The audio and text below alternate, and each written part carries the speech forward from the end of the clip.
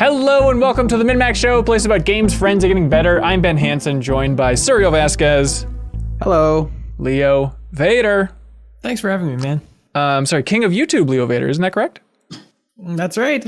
Leo's Presiding. Yeah, his personal YouTube channel has been blowing up, all based on your talent, but really the catalyst was a video that has the headline, We're the magicians and now you see me, wizards or what?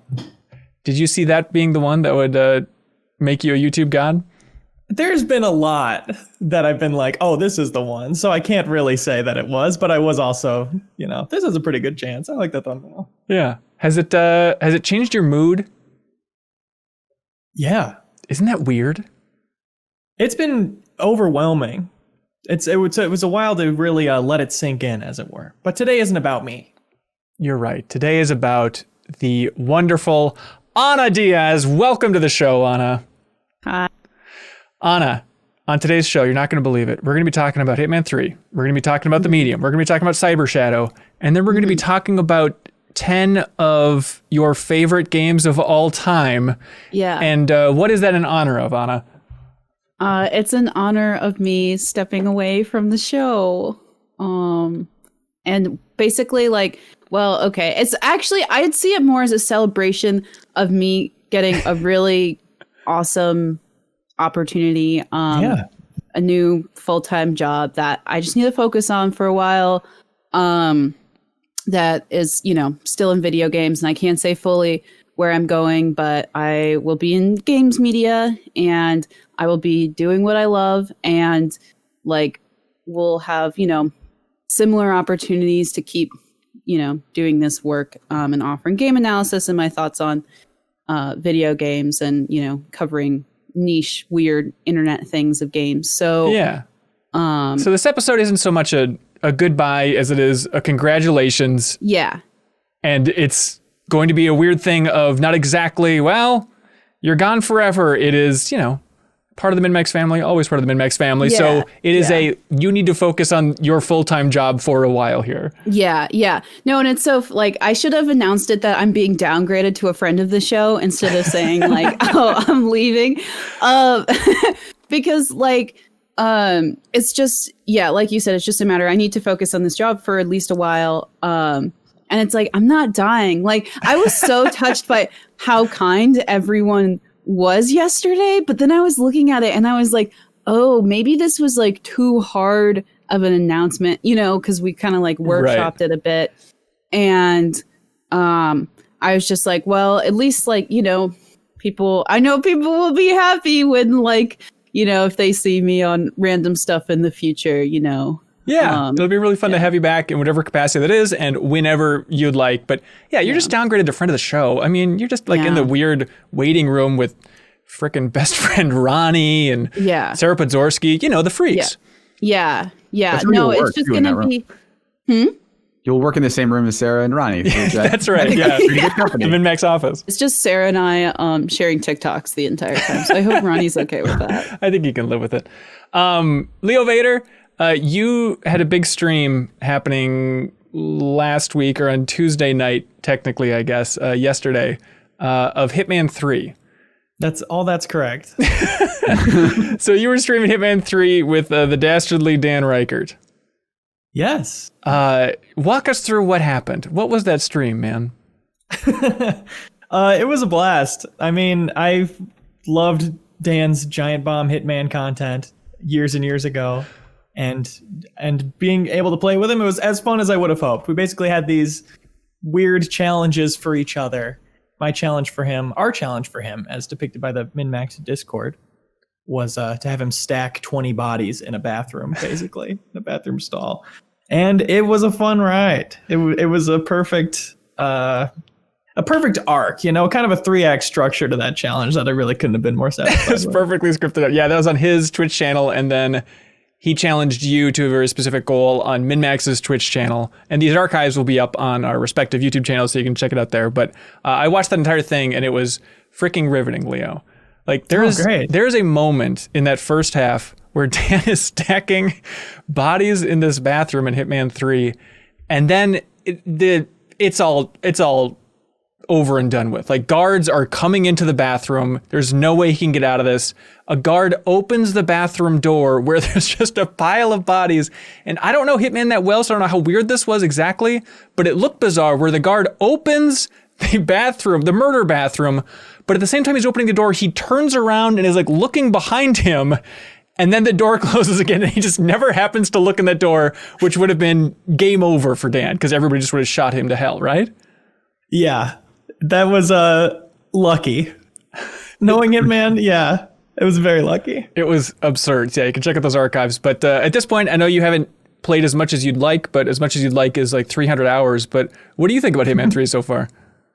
Oh, it brings a tear to my eye thinking about it. I'm so happy it's, we found out this morning that it's already made all its money back in development. And thinking back on like when Square Enix dropped them after the first one, it was like, will we get another one of these?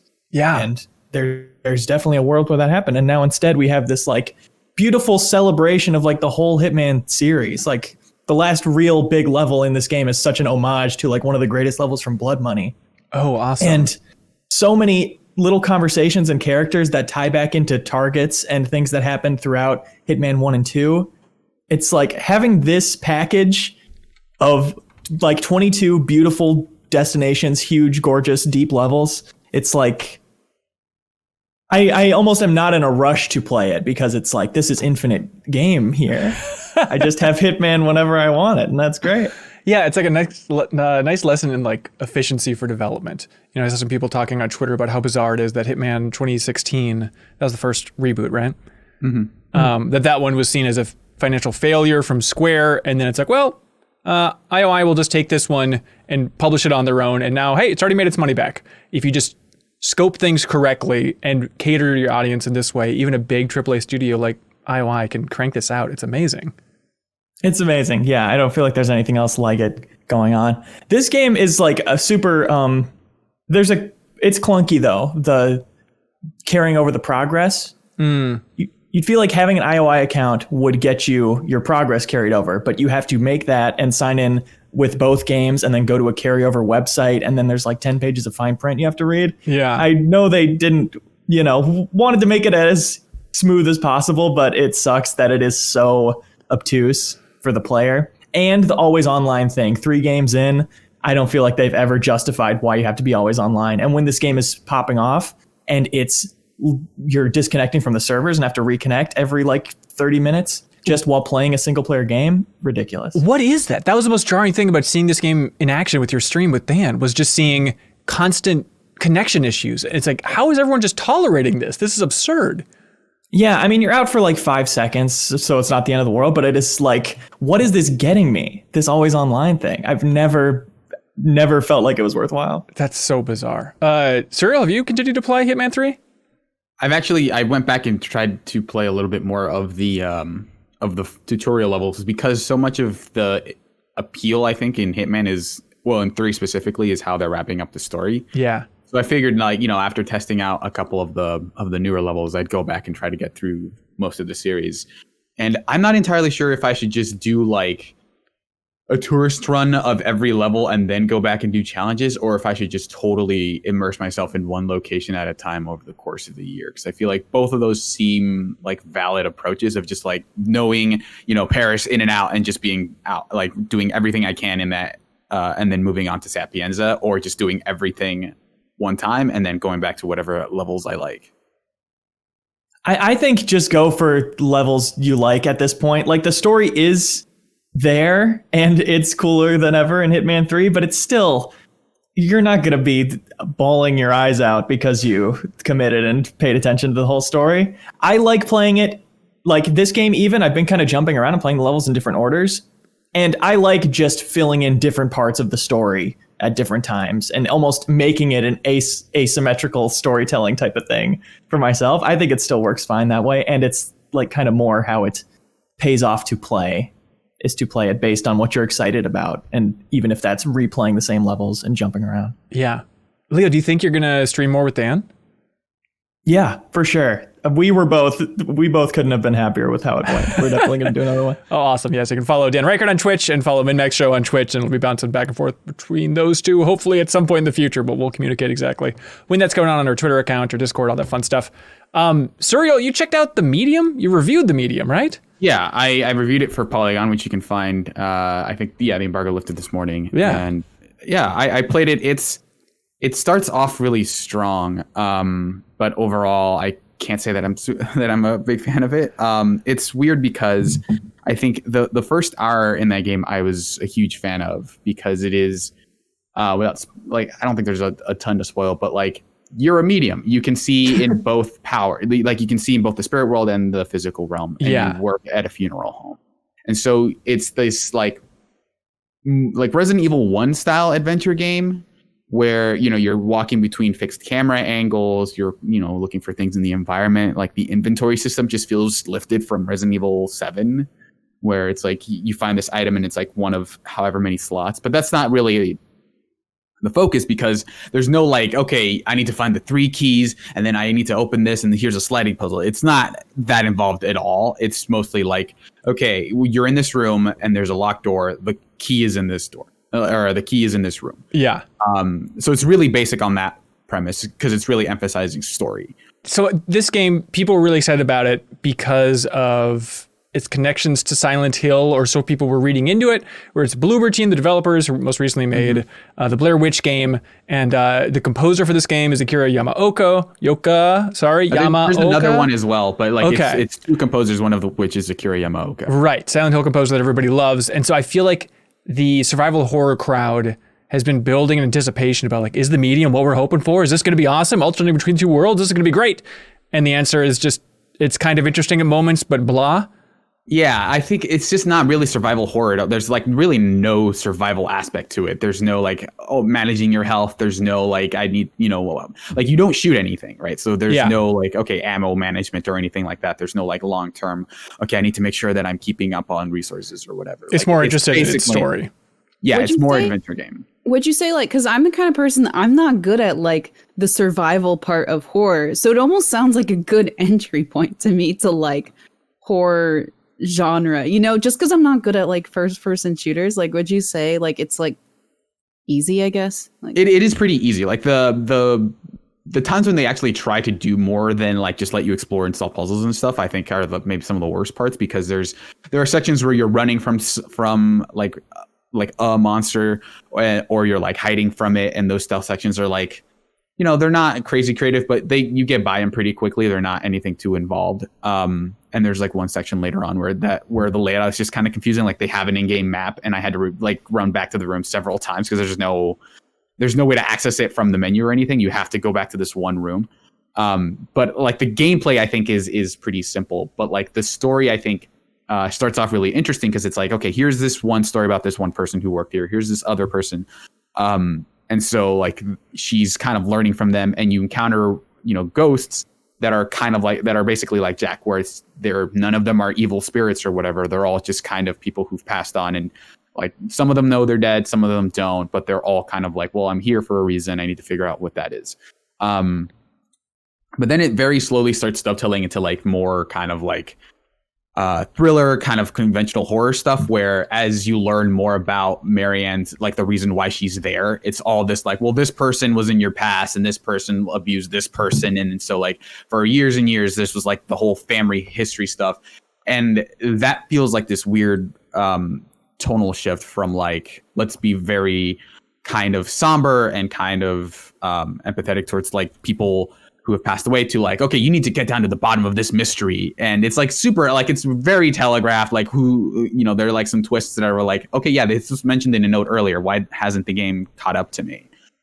So like, I think it works overall, but there's just a lot of like very, very kind of seen here, done that kind of vibe, where it's just like by the end of it, it's just like, okay, that happened, and there's not a lot to linger on. And, by the end of it, it's just like, the whole thing seemed to pretty like tepid for me. Yeah. The good news is that it's on Game Pass. So, hey. Yeah. No harm, no foul.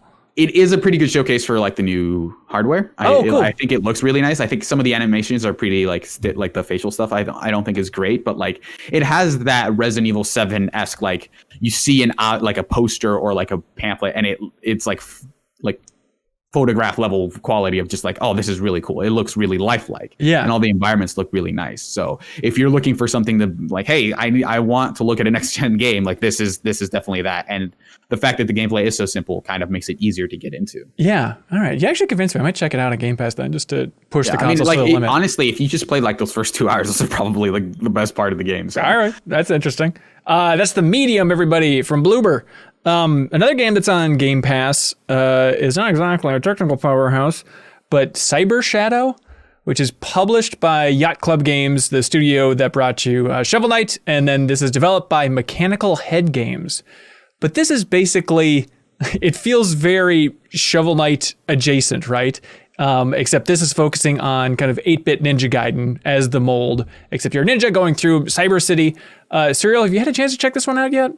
No, I haven't been able to put any time to it, but it was kind of one of those games that I've been eyeing on the release schedule just because I think the trailer looked pretty interesting. Yeah. But yeah, and like I really like Shovel Knight. I played a little bit of the Bloodstained game, the Curse of the Moon, not the like the full 3D, like the 3D one, 2.5D or whatever the hell. Yeah. The faux retro one. And so this felt like it was in that vein. Yeah. I went into this thing just kind of wanted to see what it was like. Not a lot of expectations. I ended up liking it a lot more than I expected. I think I'm going to keep going with it. But it was such a relief to start up this game and not have it be a Metroidvania. I think I was fully expecting like, okay, here we go, because it's not exactly my genre cup of tea. But just like having a pretty straightforward thing of like, okay, you're getting here, trying to get to the next checkpoint. And I think there's certain elements where you can go back and revisit old levels, and maybe it'll become more in that vein later on, but just not having the map, just simple challenges, no lives, some sweet retro cutscenes in there, again, calling back to the Origins of Ninja Gaiden and all that stuff.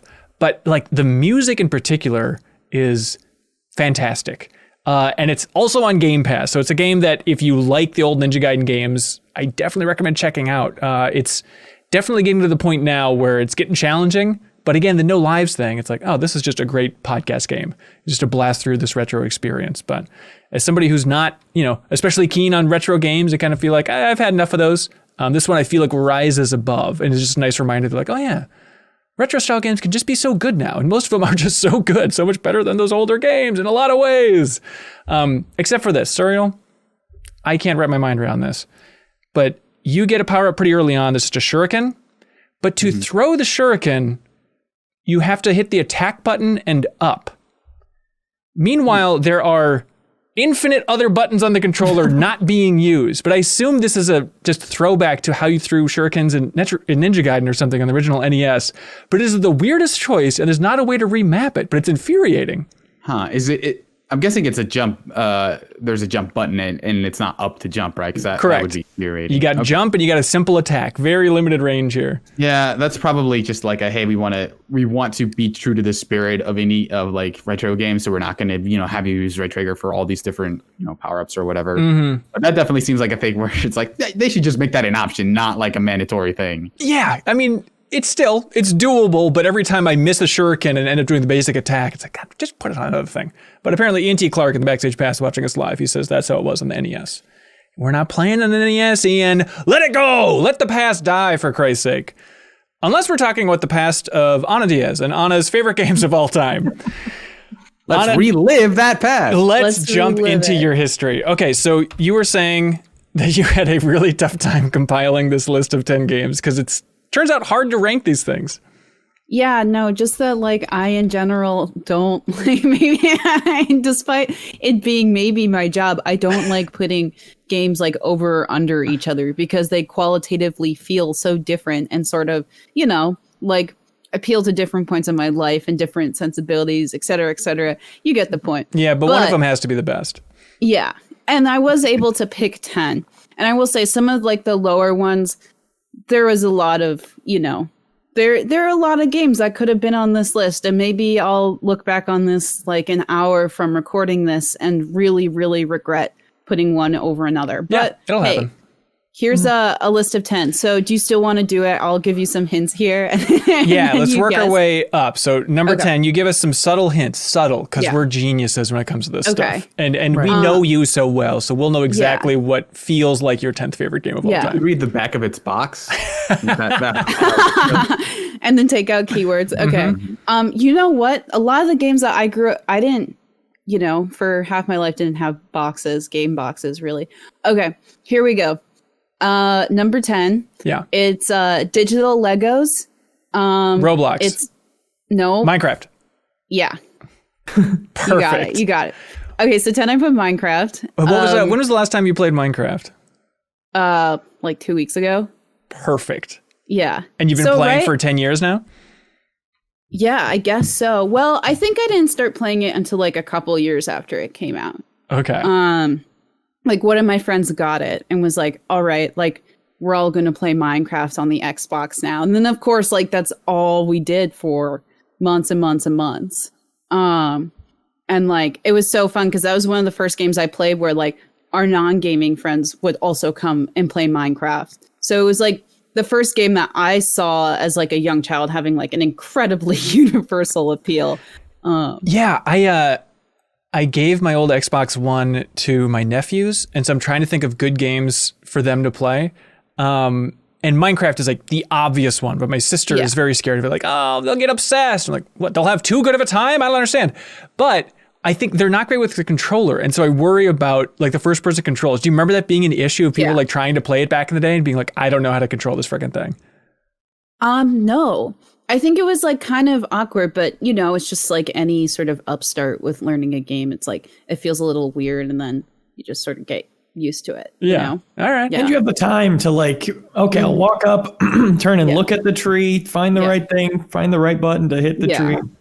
And we were always playing it in like a room with a decent amount of people. So like there's plenty of people to ask questions of. Like that's the thing is like the times I haven't enjoyed playing Minecraft, it's like when I have to like Google how to do something. Like Minecraft is infinitely better with friends, not just because like I think a lot of games are improved by social interactions, but also because of like the random thing like, oh, how do I make a ladder? How do I make like a switch, or how do I make X? Right. You just ask your friend. It's easier to be talked through it than it is to, look it up. Yeah, totally. I feel the need to get back into Minecraft. I feel like I'm due. Like it was a couple years ago where I went nuts on it on PlayStation 4 again. Like I played it on PC a little bit when it came out, and then PlayStation 4, my friends and I got so into it. And I think it is boiling. I need to go back to that sucker at some point. Yeah, it's like one of the only games that like I sort of like periodically like just really get back into for a period of time, and like I feel like I can always return to it. Yeah. So. All right, number 9, Anna.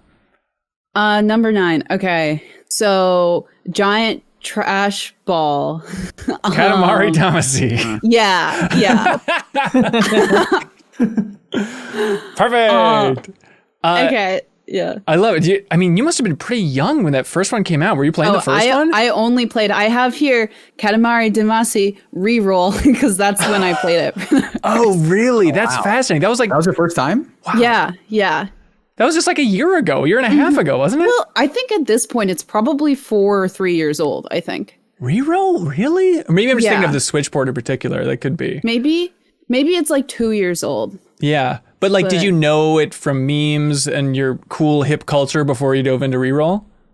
Well, I had seen it. Like, I always kept like a running list of like PlayStation games I was always interested in returning to at one point. Yeah. So it was like, was one, Okami was another.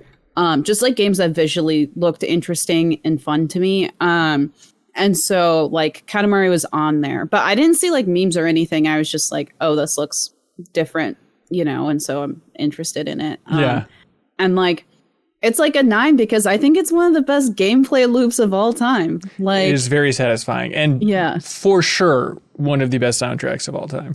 Oh, easily. Completely too. And that was the thing, was like, I was not expecting that soundtrack from that game. And so to have that like soundtrack was just like an absolute delight and like really surprising, because I feel like with the game like Katamari, it's really easy to just like sort of, layer on whatever music. Like they didn't need to give us a really good soundtrack, but they did. It was a gift and from the jazz gods. Inspired. So thank I'm God. surprised more like indie developers haven't done something like it. You know, I think there's some stuff like Doing Accounting, which is sort of that game, but in reverse. But maybe I've missed them, but it doesn't seem like there's a ton of games that are like cribbing from that game.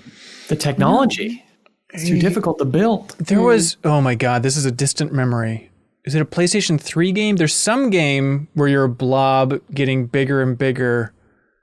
Help me out. And then you're like, It's not the blob. it's not the blob, but you play as the blob. Not Knack, is it? The blob or not the blob? It's not Knack. God, this is killing me. It's like 2D. Hang on. PS3. Loco Roco? No. PS3 blob game. Downloadable. Tales from Space about a blob.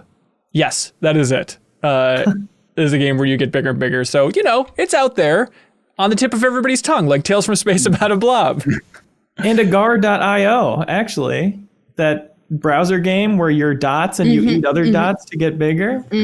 That's basically competitive Katamari Damacy, right? It is, without any charm. Yeah, I was going to say, like, a lot of mobile games have, like, very cheaply tried to, like, reintegrate some of those kind of, like, satisfying game loops, but... Yeah. You know what they should do? Hang on. Ooh. Hang on. Pfft. This is perfect. Isn't that a Bandai Namco joint for publishing? Yeah. I mean, why don't they combine the Pac-Man license with Katamari, where it's just wide open world, you eat pellets, you get bigger every time, and then you can consume, instead of ghosts, just like bigger and bigger objects. That's the crossover we need. It's right there. I think you're onto something here. Thank you so much. Thank you. The ghosts are giant, towering over the city, and they can eat you until you get big enough. Yeah, they're like that you eat kaiju them. ghosts. Yes. Hang on. That's basically the level system. It's like stories, so you have to be like, this is a 32 story ghost. You have to be 32 stories to eat it. Yes. Right. Yes. Fun random Katamari fact. I forget who it was, but I remember talking to somebody that worked on. Hang on, let me try and remember. This is the beauty of podcasting right next in front of a computer here, so I can just Google everything. But they were talking about being in the room when they were trying to come up with the name of the Katamari game for the Vita, and they said that it was a joke in the room that they should call it "Touch My Katamari." And then that ended up being the actual name of the game. It was one of those like stupid jokes that's like, you know what, let's actually roll with this. It's got that stupid touch screen on the Vita. Let's actually call this thing Touch My Katamari, and it went through the entire process, which is absurd. Anyways, on number 7, where are we at? We're on number 8. Yeah. Okay. All right. Nintendo siblings fighting all the time. So Smash sad. Brothers. Yeah. Which one? I put on Melee. But like, I will say, like, I have never had like an ideological commitment to any specific Smash Bros. Like, I grew up playing, you know, it's one of the only Nintendo 64 games that I did play because a neighbor had it. And so we played it. Like, I've played it throughout the entire franchise. And like, I am just so down to play whichever one is like, you know, happens to be most recent. Yeah. And who's your main? It's Pikachu.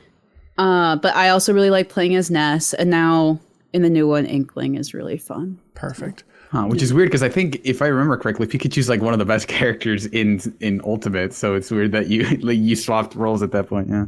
Yeah. Right. Well, I sometimes like, okay, a lot of times, like, I like to, when I'm playing with my family, I like to learn new players, but then if I keep getting beaten, I get really frustrated, then I'll swap to Pikachu, you know, just to like push him around. I'm mad now. That is such like a core Smash idea of just like, I am losing, I'm switching to my main, I'm going to Young Link, and then if you lose as your main, that's when you just throw a controller through the window. You just get tilted, yeah. Yeah. All right, on a super subtle hint this time.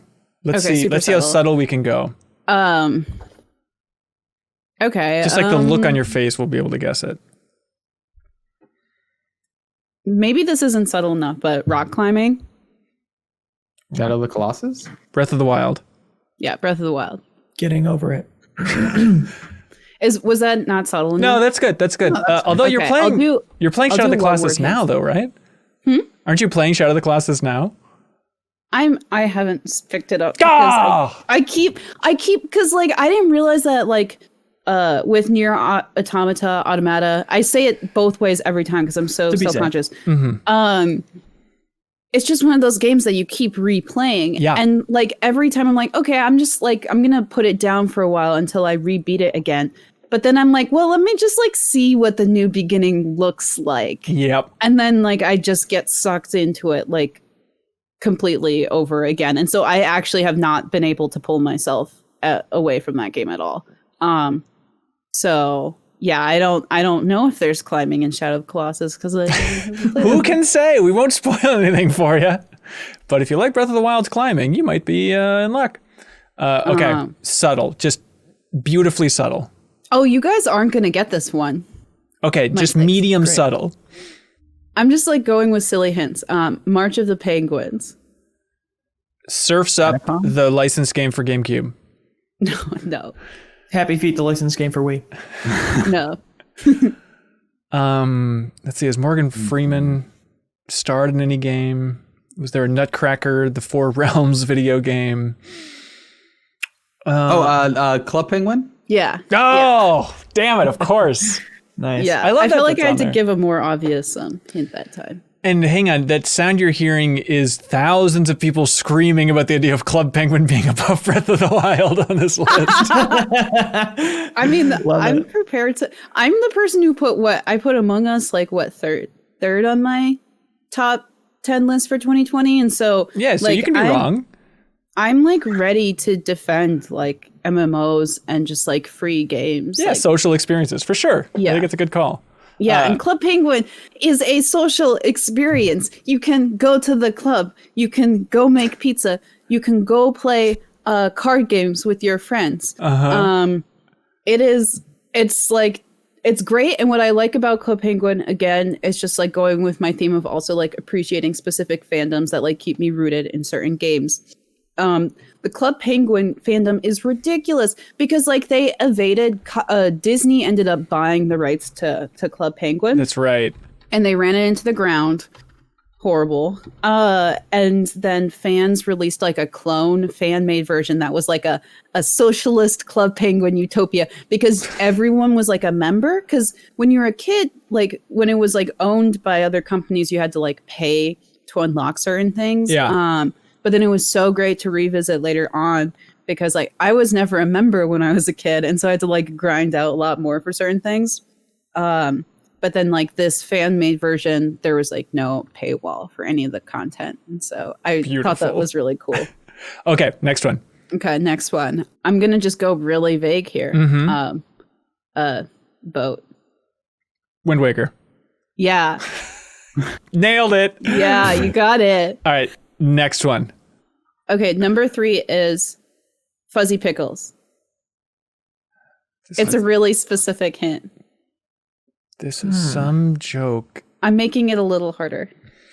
Is this some, what's that show everybody likes? Rick and Morty? Yeah, is it one of those jokes? It's no. This predates Rick and Morty. Wow. Fuzzy Pickles. That is another hint. Is this Harvest Moon? Nope. Is it Stardew Valley? Nope. Is it Earthbound? Yeah. I stole that from Ray Luaza in the chat. Thank you, Ray Luaza. Yeah, that's because there's like that's like a pop culture reference, but there's a ton of pop culture references throughout the game. Obviously, like one of my favorites could also be a 1. I'm surprised it wasn't. I thought that was your number 1. Yeah, well, I don't know. Well, again, it's really hard to put. I feel like these top 3 are all just like really incredibly important games in my life. And so let's leave it at that. Okay. No judgment. But I've talked enough about Earthbound, so I feel like we can go to 2 now. Okay. How's there a way to not vaguely talk about this game? Halo. Rotating. Kururin. Spinny's Journey. Yeah, it's Spinny's Journey is yes. the whole time. Fez? That's a good guess. Oh, Tetris. Yeah. Oh. Yeah. I like Tetris. What's your ideal form of Tetris? I really like Tetris Effect. I think is one of my favorite Tetrises. And then also a shout out to Puyo Puyo Tetris, just for like, that was like my local co-op Tetris game that I played with my family. Yeah. It's so good. Yeah, I've been in the bliss after finishing Cyberpunk 2077 about like, I don't know what to play. There's nothing too juicy yet out in 2021. What I went to is I would just sit in my basement here and listen to podcasts, and I got really into playing competitive Puyo Puyo Tetris 2 on Switch. How's the competitive servers on that? It's good, but the downside is you will get your ass annihilated. It was like 85% of the time I would lose, but still fun. Like for those rare chances, it was like, okay, I'm getting somebody not from Japan, some schmuck from America that I might have a chance with, but it's still really fun to play. It's interesting. I think Tetris is like the one game you can get away with like just some version of Tetris. Like there are lesser and better versions of Tetris, but like I think there are series where if you just said like I like Mario as number 2, like it would be like, well, which one? Yeah. Versus Tetris versus like they're all pretty different. Like Tetris Effect is very different from Puyo Puyo, but it's like if you just put Tetris on there, it's like people know what you mean. Yeah, I mean. Tetris, I think is good. Yeah, the formula like carries over the most from game to game. Yeah. Like if you know how to play one Tetris, you know how to play all the Tetrises. Yeah. Okay, so no hints now for number 1. Yeah. Yeah. Ooh, this is tough. Earthbound was, I thought, the ringer. Persona 5 seems aggressive for top 10 favorite of all time. Is there some? Is it Undertale? No. Ooh. Not Oh your my top gosh. 10. Oh, Club Penguin. okay, Undertale and Earthbound. I just need one of those games on my list. They're in the same body of work. I'd argue. Is this going to be Roblox? No, I haven't played that much Roblox, Ben. Well, you're like an expert on it. I don't know. Yeah, that's true. I mean, Roblox is a storefront too. Just for our listeners at home, just, It's on your other list of top 10 storefronts. Yeah, it's Right. on my list of top 10 platforms up there with Steam and the Epic Games Store. Just the best. I made the mistake of glancing to the Backstage Pass chat, which I believe nailed it. Serial, do you have a guess? Since you are looking at that? They're probably going to guess a DS. game that I really like and forgot to put on the list. Serial, Is it Super Mario 64 DS? No. Serial, there might be a hint as to what this game likely is without Anna saying a word, just by looking at her camera. Oh, is it Pokemon Yellow? It's not Pokemon Yellow. Silver. Yeah, basically. I put Pokemon Crystal because that's the version that I had. Okay. Gotcha. Yeah. Number 1. Yeah. Yeah. And I wasn't sure if I was going to get roasted for this. No, what are you talking about? Why would you get roasted that for to that? me is probably like I like Gold and Silver, but you're right. In that Crystal is like the epitomized version of those games. Yeah. 'Cause the little Pokemon moved. They had it. They were, instead of still images, they were like animated GIFs, I imagine, of these Pokemon just playing on for that. And you could, I think that was the first one where you could choose to be either like a male or female trainer, right? Yeah, exactly. And so, right? It was the first because you couldn't in Gold and Silver. That sounds right. If I'm correct, yeah. But you definitely could in Crystal. Just again, like incredibly foundational, important game to me growing up.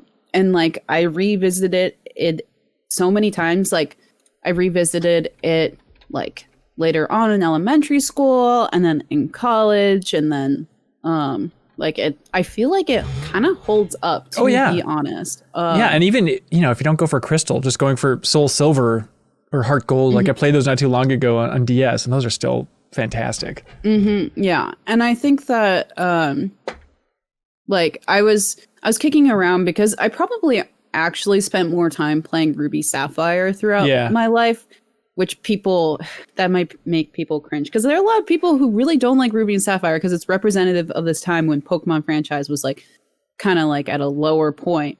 But I did end up going with Crystal because it is just like this incredible experience of like beating all the gyms, all 8 gyms, and then oh my gosh, there's a whole other region. It's so cool. And so and just like obviously doing so many other things right and setting the tone for the entire franchise. So well, there we go. the most important Anna game. So if you want to become Anna, you can actually slowly morph into her by playing all those games in that order. And then once you beat Red in Pokemon Crystal, then you will become Anna. So congratulations. Yeah. And I'll play, well, actually Club Penguin was shut down. Disney eventually cracked down. But I'll play Club Penguin whenever. Like, it's like during quarantine, it's like still kind of slaps, like, not gonna lie. Went with my friends to an igloo party one time. We're like, all the people who are still on it are kind of our age too, which is funny. Because it's just people like revisiting the servers, being like, oh yeah, we used to play this game. Because kids aren't interested in Club Penguin. So. Yeah, yet until it's the next big Disney hit film or something. Hey, Suriel, do you know how this whole thing operates? I'm gonna give you a hint. Please. Okay. Patreon. That's right. And to be more specific, it's patreon.com/MinnMax with 2 N's. Thanks to everybody that supports us at any tier, which gives you access to the wonderful Discord where you can find people to play games with, constant sharing of data loads of constant game discussion. It's a very fun community. So thanks to everybody who jumps in there and submits questions for the podcast, all that fun stuff. Anna, I sent you over a plug on Slack. Did you get that one? Yeah, I did get the Slack. Okay, this is from Slack trying to not send it, but I went over there and it's like, no, give me those ad reads. Exactly. The Slack bots. So the first one's from BeatenDownBrian, who supports us at a big tier on Patreon. Thank you so much, BeatenDownBrian. All right, here's my ad read, my second ad read ever. From BeatenDownBrian. This week, I'd like to recommend checking out the recently launched Great Gaming Debate podcast from community members Wes Bates, Jonah, Keaton, and Steve. These 4 friends gather around to discuss the games they've been playing, as well as tackling some of gaming's biggest headlines. Check them out on your preferred podcast service or head over to their YouTube channel for their video version. And don't forget to leave a comment for your chance to be in the comment section. Awesome. That is the Great Gaming Debate podcast from the MinnMax community. That's awesome. Cool to see. Thank you so much, BeatenDownBrian. Also, thanks to Pretty Good Printing, prettygoodprinting.com/MinnMax specifically, if you want to see what Seth has cooked up there. This is a one-man print shop run by Seth. If you're looking for stickers, invitations, banners, graphic design, and more, you can check out prettygoodprinting.com. You can also follow the Instagram at Pretty Good Printing, and you can use the promo code MinnMax for 10% off. Seth says it would mean the world to me and my family if you considered using us for anything you might need. So stickers, invitations, banners, graphic design, all that stuff, go to prettygoodprinting.com. And he has stickers to give away. And Seth says you can put these stickers wherever the hell you want. And so we are going to give these stickers away to whoever guesses the specific game in a quick round of Game Case trivia with people watching us live at the Backstage Pass tier. So look alive, Backstage Pass. Are you ready for this? So reading the back of a game case, omitting key details, first one to get it wins the Pretty Good Printing stickers. This is a quote from Die Hard Game Fan. The best game ever to hit a screen. This isn't Game of the Year. This is Game of the Decade. Game Players is they have the quote saying, it's going to take a miracle for another game in the 16-bit category to even compete with this one for Game of the Year. It would take a miracle. I don't want to spoil anything, but I don't think this game won Game of the Year in many people's eyes. And then it says in big letters, eat dirt. It's going to take a miracle for another game in the 16-bit category to even compete with this for Game of the Year. Evan One Sonic guesses Dirt 5. Incorrect, Evan One Sonic, but great guess. There we go. 5, I don't think it's in the 16-bit category. Not quite. But it's better than the 16-bit games. Strange Sloth takes it. That is Earthworm Jim's box. Saying the best game ever to hit a screen. I think we did get a miracle that year, it turns out. That's right. It was a miracle. Who would have thunk it? Recorded by the Catholic Church as such. So congratulations to Strange Sloth. Seth will reach out to you and send out some wonderful MinnMax stickers. Thank you so much, everybody. We appreciate it. Also, thanks to our friends at I'm 8-Bit. They want you to know that you can get Grindstone on Switch and also the vinyl soundtrack for Grindstone. This is the game from Capybara. It was one of Kyle's favorites, and now you can get the physical edition for the Nintendo Switch, and it comes with a reversible cover that also comes with a custom 6-crayon set, so you can draw your own reversible cover for this Nintendo Switch game, which is such an awesome idea. And the vinyl soundtrack, it has a great soundtrack. You can get that soundtrack, which is covered in spot varnished guts, and it includes a fold-out coloring poster. The music is by Sam Webster, so please check that out at I'm 8-Bit store. You can use the promo code MAXNEWYEAR, all one word, Max New Year, for 10% off everything in I'm 8-Bit's wonderful online store that's under $100. All right, we have a bunch of community questions to get to, and our absolute favorite community question. They are going to win the Untitled Goose Game physical edition from I'm 8-Bit. Every week, I'm 8-Bit gives out a wonderful prize to somebody from our community, so the best community question will get a sweet physical version of the Untitled Goose Game. Before we go, Leo, you're going to leave us as well. We're going to hot swap you with somebody. But without revealing too much, there's going to be some changes going on next week with a certain show that we stream every Tuesday on Twitch, yes? That's right. Try and guess which one. Should we get into it There are now? a dozen. Yeah, I think so. Yeah, let's talk about it. Yeah. Basically, the pitch is, instead of the Great Goaty Hunt, which typically focuses on new games, it's still going to be us streaming at that time with community votes, but it's going to be under the umbrella New Show Plus. And the idea is that it's a new show every single week. Yeah. So there'll be, me and Hanson playing Raft together, getting really into a survival game like that could be an option. Jeff, I'm finally finishing Red Dead. I'm sure at some point it'll be on there. And the idea is last week's show will always be on the poll next week to do another episode of. So if it was really fun, if it was a banger, you can vote to have us continue that show until it runs its natural course. Or else the new show will just have one episode. We'll try something else the next week. So it's sort of like TKO, but with shows. Ooh. Right. Hang on, is it too late to change the name just to TKO, but about gameplay shows? Yeah, we'll figure something out. TKO. Yeah, but we just thought Great Goaty Hunt is good, and I love having the community vote every week for what we stream, but I feel like we could be having more fun if we were more passionate about the games that we're choosing. So that is the goal, is to pack more fun and passion for some interesting options for people to vote on, and you get to vote if you're at the Backstage Pass tier on Patreon. So thanks to everybody that supports us at that tier, and you will be able to dictate our content moving forward.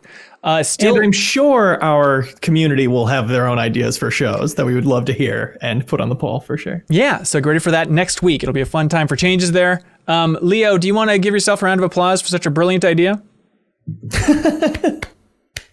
Thank you. I don't know how much of my idea it was. It definitely formulated with Hey, honor. Leo. Well, Leo, I was thinking, like, instead of a round of applause, what if you just gave yourself like one big applaud? Woo! Kyle Hilliard has joined us. Hey, it's weirdly been a while. Like, I've missed a couple episodes here. I've been busy. Yeah, what are you doing over there? What's going on? Just work, work picking up, doing work stuff and working. Cool. Working out. Working out, really?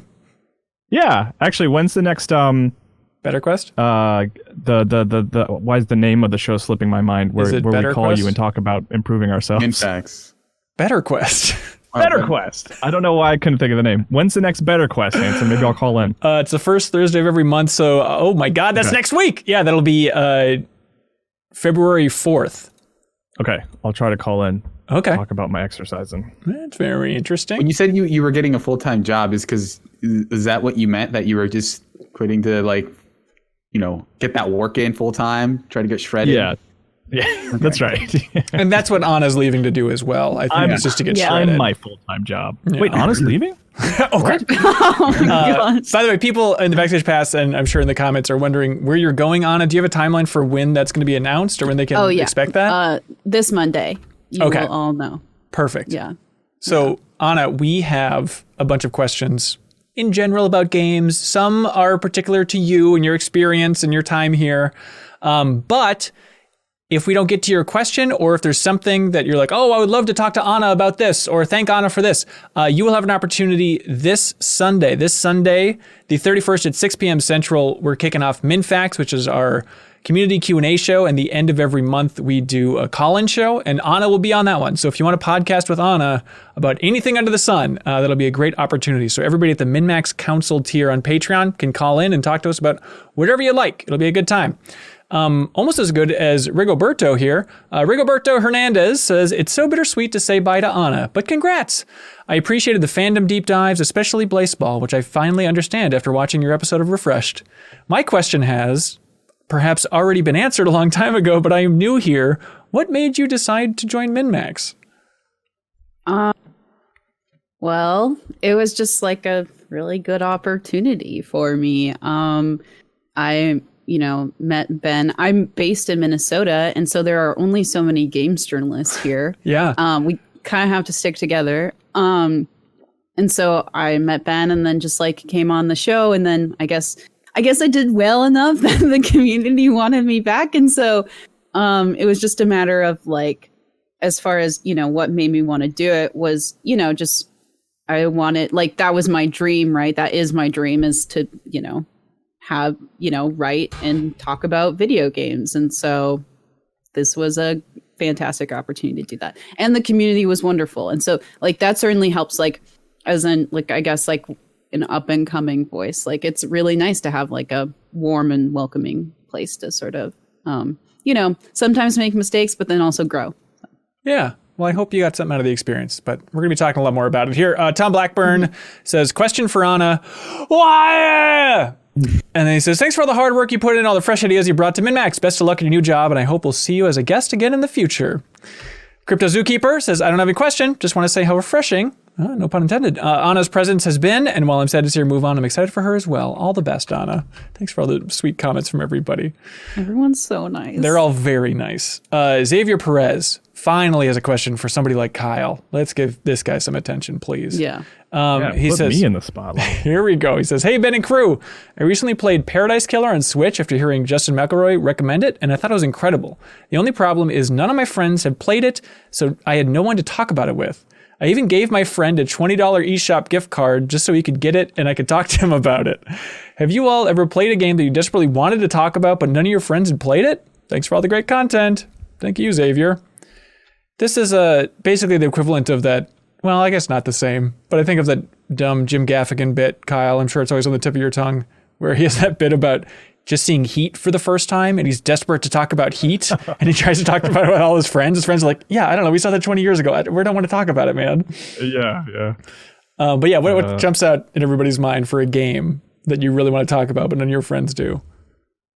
I mean, we had so it's like there's always the ones that pop to my head were like games that I was reviewing that I didn't want to spoil things for other people and like couldn't talk about, like Breath of the Wild, right? Right. I had the chance to play that early, and like I just remember sort of to myself being like, this is incredible, and like I didn't want to like spoil it for anybody else. I remember even our first conversation when I was finally able to talk about it on like a podcast, Hanson, like I was like nervous to talk about it. Like, I was like, I have to make sure I get across how amazing this experience has been for me, and I don't know if I was successful.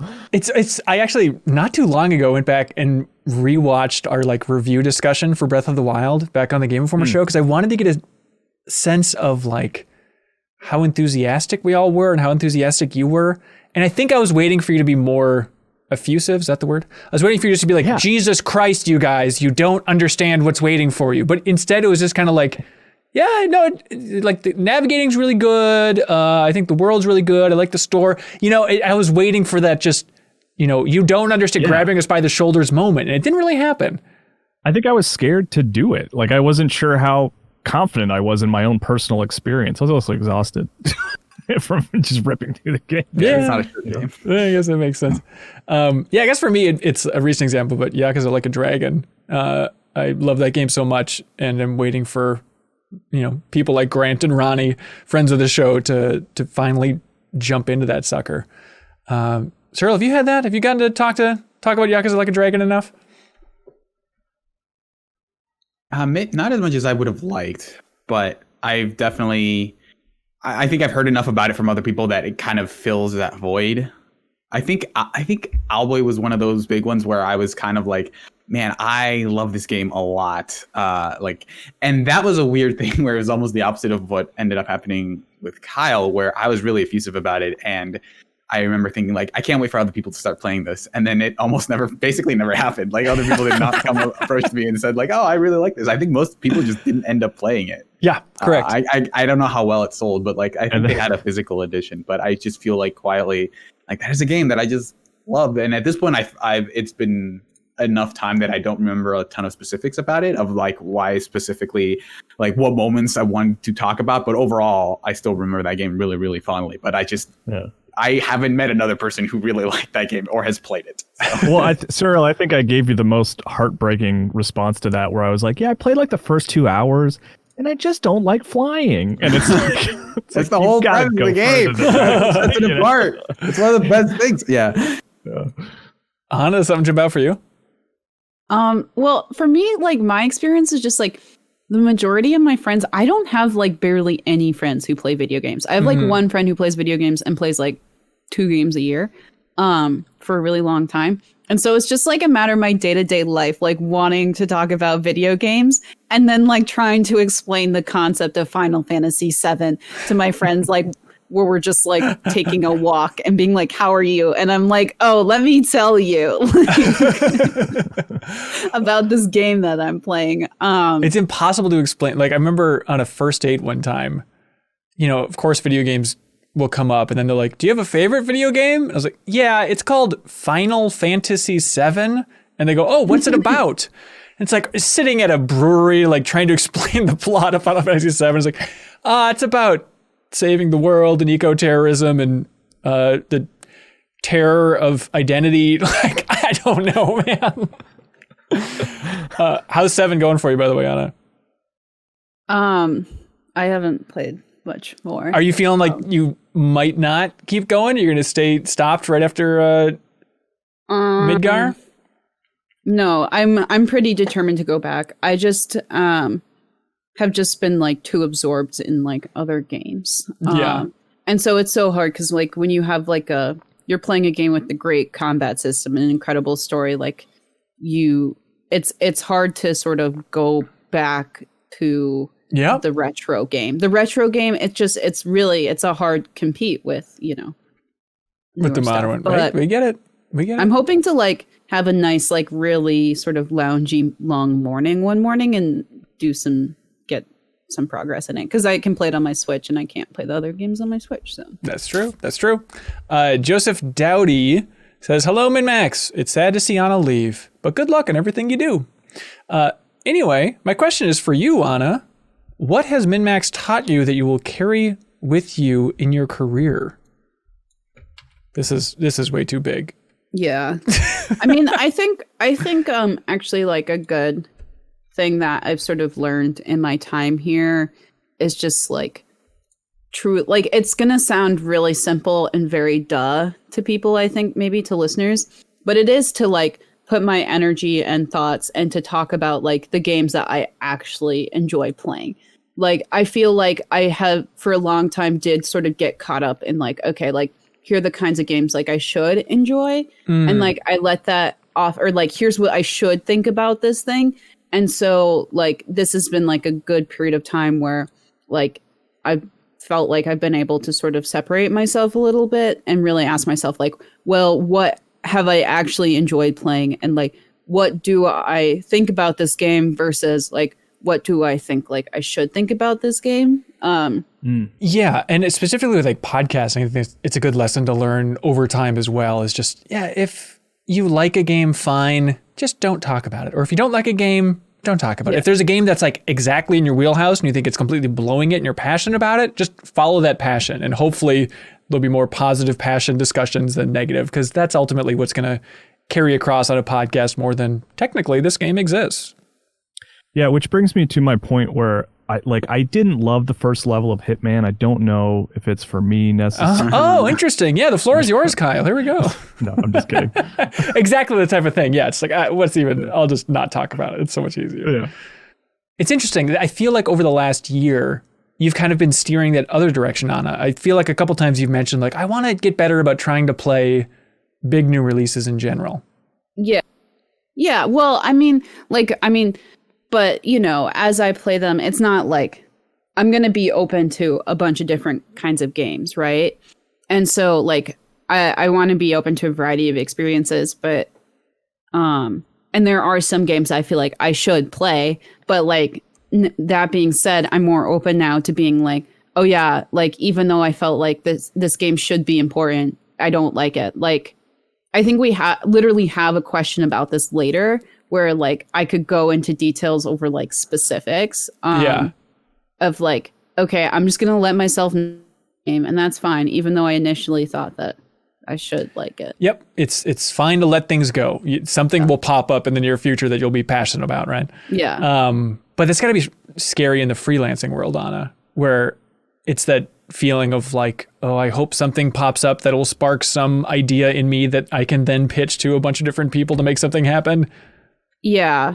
I mean, I will say, I mean, as far as freelancing goes, I feel like the pressure is different because like I don't actually pitch a ton of stories based on like video games or like essays on video games. Yeah. Because like my sort of beat is sort of like fandom and internet culture of games. And so, right. Or like that's where I focused a lot of my pieces. So if you like look at my pieces, it's like how fans are receiving the latest Pokemon DLC, or like how fans have been inspired by games like Stardew and Animal Crossing to like go undertake home improvement project. Like it's not like, it's very kind of like, it's different. And so at least like I don't feel like I'm less of a reviewer as is. That doesn't mean I won't eventually get into that. But. Yeah, for sure. Killer question from Jared Buffington here. He says, dungeons are a fixture of video games, but they're so far from their counterpart in our reality. In games, they're a place to fight monsters, solve puzzles, and find treasure. In reality, a dungeon is an underground prison at the bottom of a castle where you would be starved and tortured.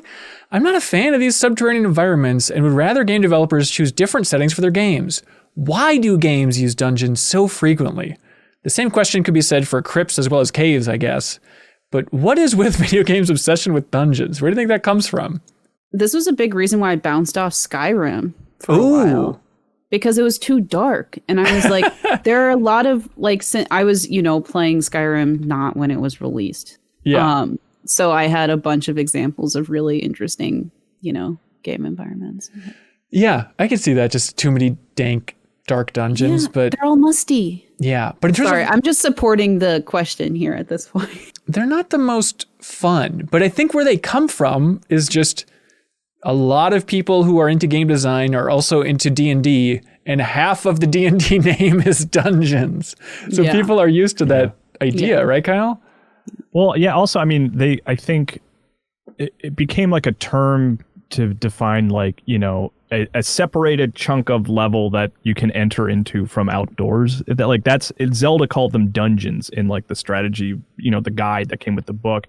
And I think just from a technical perspective, it's basically a way to isolate a level from like a larger Interesting. You know, in Skyrim, it's like, I mean, I guess a level could take place in a house and then you go into the house.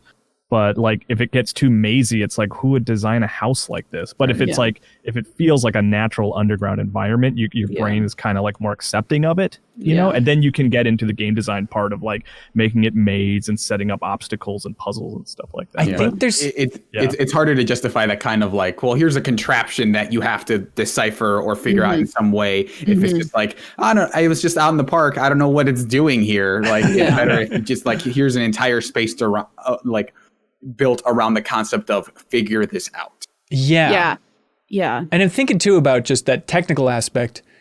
I think it's also a lot easier of an environment just art asset wise.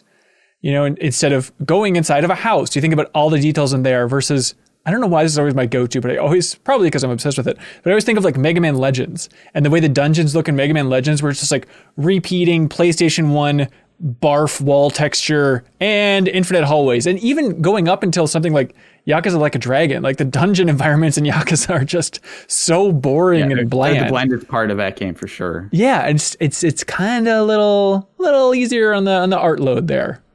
But yeah, I'm obsessed with the origins there. Even, I mean, I'm sure it all goes back to myths and Camelot and stories of princesses and all that stuff. But even just entering caves in general. Yeah, but why were the designers of D&D obsessed with dungeons? And it's like, is it like the Mines of Moria from Lord of the Rings? It's like you just associate it with medieval sort of that fantasy era, right? Like you think of the castle environment, you think of the dungeon environment, you think of like the outdoor environment. Like those are the main three that I think of. But that could be a product of its weird popularity in video games that I associate it there, Yeah.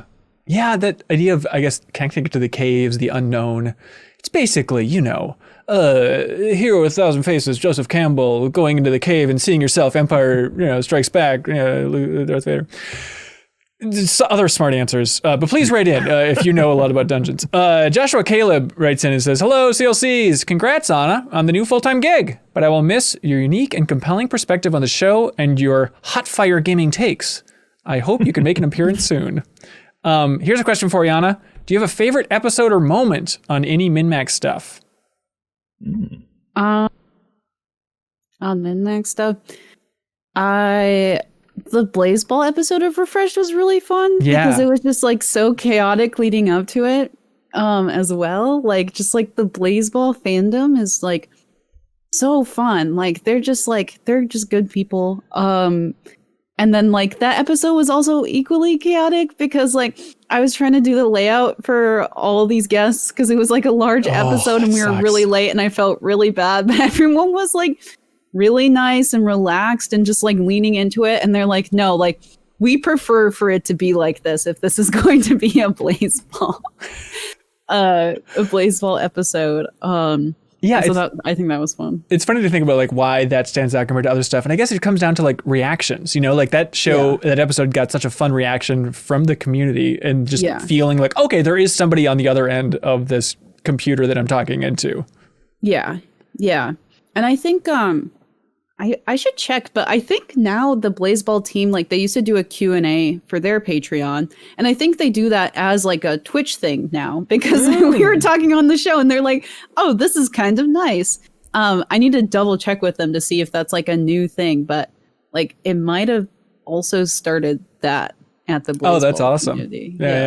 Yeah. Check out now the official archive of Refresh on our YouTube channel. All those are in a playlist. You can see some of Anna's greatest work in those episodes. Because, thinking about like your evolution at MinnMax here, Anna, that is one thing that is has been unsung. Is just I still feel bad about it. I feel like that was a lot to put on you. But like, okay, you can host your own show, you can handle all the interviews, and also do it live while reading the chat and then also handle all the tech. Like that is a lot to throw on somebody who is trying to get their start in the industry in a big way in that field. And so I feel bad, just especially for like the tech problems that takes up so much of your brain when you're trying to get that stuff rolling. Yeah, no, the tech troubleshooting is a skill and I definitely learned it. And I didn't realize it would be such a big part of that. But then I feel like, I don't know, even though like it did take a lot of more work than I realized, it sort of, obviously was a really good experience. And like, it wasn't, overwhelming. Like, I guess I was coming into it with a base of like people who I could reach out to. And if I hadn't had that, then it would have been, I think, much harder. Yeah. Oh, good. Good to hear. Yeah. Adam D says, hello, everybody. Greetings from Germany. Kyle, you speak German, don't you? Ein bisschen. Oh, look at that. Very little. Very, very little, especially all these years later. My question is, was there a key moment when you felt you had, quote unquote, arrived in the industry? Or was it more of a gradual process for you? Love the show and congrats to Anna on the new job. Good question. Does anybody feel like they've arrived in this industry? Yeah, I mean, that's the question kind of starts there is like, well, I mean, what does arrived mean? But I certainly, my first E3 with Game Informer was certainly a moment where I was like, oh, like, I don't have to wait in line to play this game because I made an appointment already because they wanted to make sure I got a chance to play it. And I felt very special as a result of that, you know? Inflated your ego even further. You're out of control. Oh, yeah. Yeah, this is a tough one. I think it's probably that reaction or just that like social validation that did a lot for me. Like the first time I think I saw, I wish I could remember a specific example, but the first time I saw somebody from like the former 1UP crew who I worshipped to a creepy degree, saw them like share one of my videos from a cover story trip at Game Informer, you know, not connecting it to me in any way, but just like, oh, here's something worth sharing. That is where it just meant the world. Like, oh, look, I made something that somebody else thought was worthy of sharing. Even just recently, I still have that silly, giddy feeling of like that museum video that was on MinnMax's YouTube channel, seeing like Austin Walker share it. I was like, oh my God, that just means the world that somebody like that who's very smart can just like, oh, here we go. I've deemed this worthy.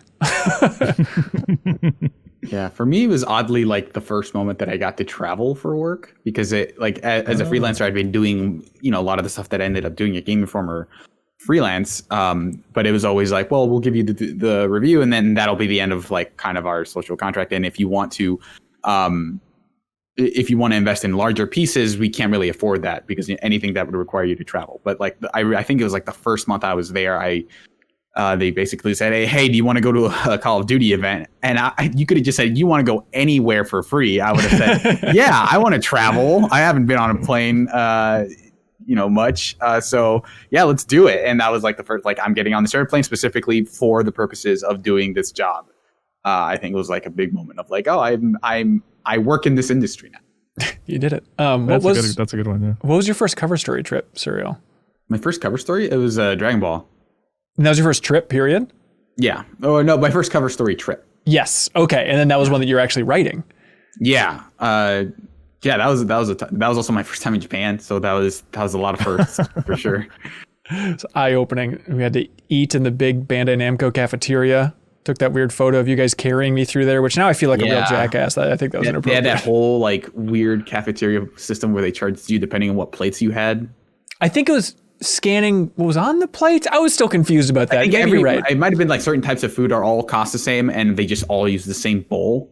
So they somehow like have a way to read what bowls you used and then they just charge you for those. Right. And it was a big conveyor system. And I remember at some point being told that the conveyor system in the cafeteria in Japanese has the same name that they used for brawlers, like the genre of game, which is a very weird specific detail. Anna, do you have a moment when you feel like you've arrived in the industry? I mean, even yesterday, right, telling people that I'm leaving and just like having so many people like respond and support me was like honestly surprising. Like I didn't expect that. And like, just to see like so many people who, you know, like like you're saying sort of with Austin Walker, like I respect in this industry, just like sort of wish me well was like really nice. And I don't know, like if I've arrived, so to speak, like I have a lot that I want to do, yet, but I think that, it was like really affirming experience, like to feel seen, because I feel like there's so many people in this industry that just like, they don't feel seen. And like, I honestly related to that for a long period of time. And so like, that was really nice. Yeah, that's nice. Marriott Player says, Dear Anna and the cohorts of Mischief. Oh, that's us. What's a topic you would love to see more video games tackle? Alternatively, what's a topic you think games should maybe cool it on? Let's start with the first one. What would you love to see more video games tackle? What topics? World trees, I think, need some more attention. Religion, honestly. Mm-hmm. I was thinking the exact same thing. Yeah. Yep. Yeah. Like Dead Space 2, the Dead Space series kind of pokes at it a little bit. One of the reasons I love Iconoclast so much is because it's all about religion and the religion of the sort of the fictional world within that game. And then you guys talked a lot about that cyberpunk mission. Yes. Talked a lot about Sinnerman. Like, yeah, incredible. That stuff is like really interesting to me, whether critical or otherwise. Like that's something I would like to see covered more in depth for sure.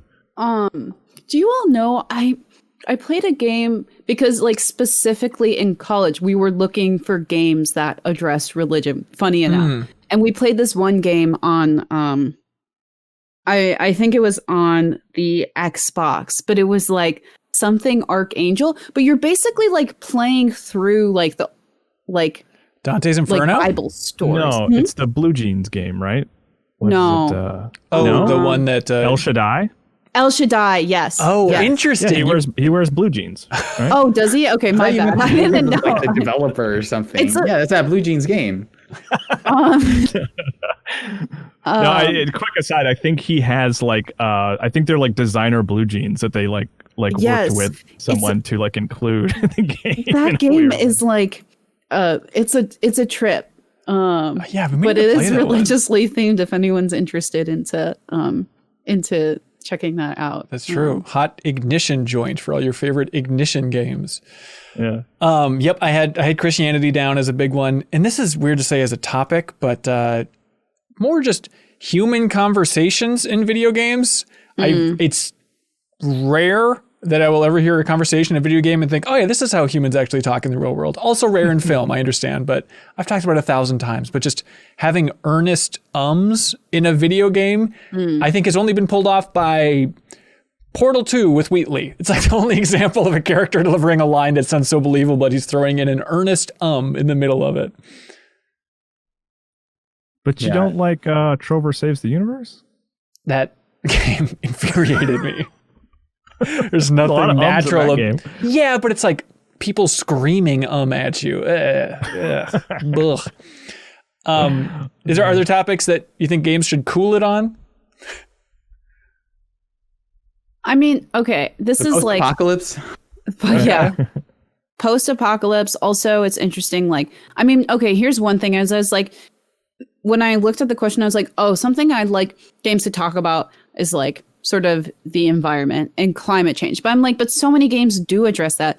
And I think the issue is like, to me, it's like, well, it'd be cool to see a video game that like is specifically looking at environmental impact of like e-waste and electronics waste. Like video games industry is like incredibly wasteful industry. And so it'd be interesting to see like games more intentionally, you know, like interact with that fact. And like, I don't know, like, I just feel like a lot of sort of environmentalism in games is like a specific kind that's kind of like a little wishy-washy. And this is why you're into Final Fantasy VII so much?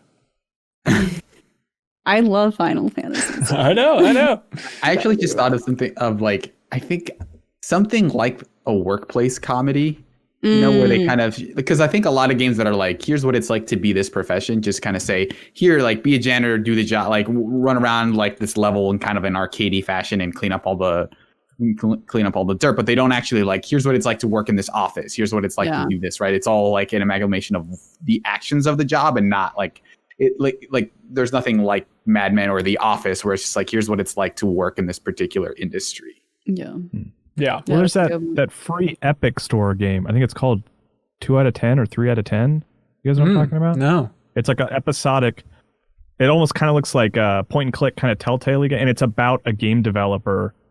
It's like a workplace comedy about a game developer trying to raise their review scores on their games. That's why it's called 3 out of 10. I think there's like 4 or 5 episodes. And I think it's completely free on Epic Game Store. I could be wrong about that. What was the Steam game that we played, Ben? Where we make a game? Where we make a game? We made the game. Was this on the random Steam Games episode of the Great Goaty Hunt? Yeah. I don't remember what that thing was called. But there was that game. More like that, yeah. More like that. Dreams? We talked about it on the deepest dive for Spider-Man Miles Morales, but in terms of things we can cool it on, and this is across all fiction, it's the new energy source being evil storyline. I've just had enough. Oh, there's a fantastic new energy source. What's that? It's going awry. The person in control. Back to oil. Yeah. Here we go.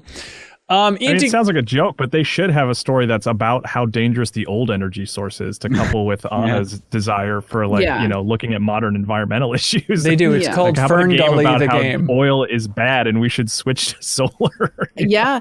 Well, you know what? And on that note, I bet there would be a ton of interesting like arcadey gameplay mechanics to help teach you about the impacts of like oil in the ocean. Like, I don't know, little Katamari can't roll up oil. It's like, Interesting. That's so, true. Yeah, we need a new Echo game to teach us all about it.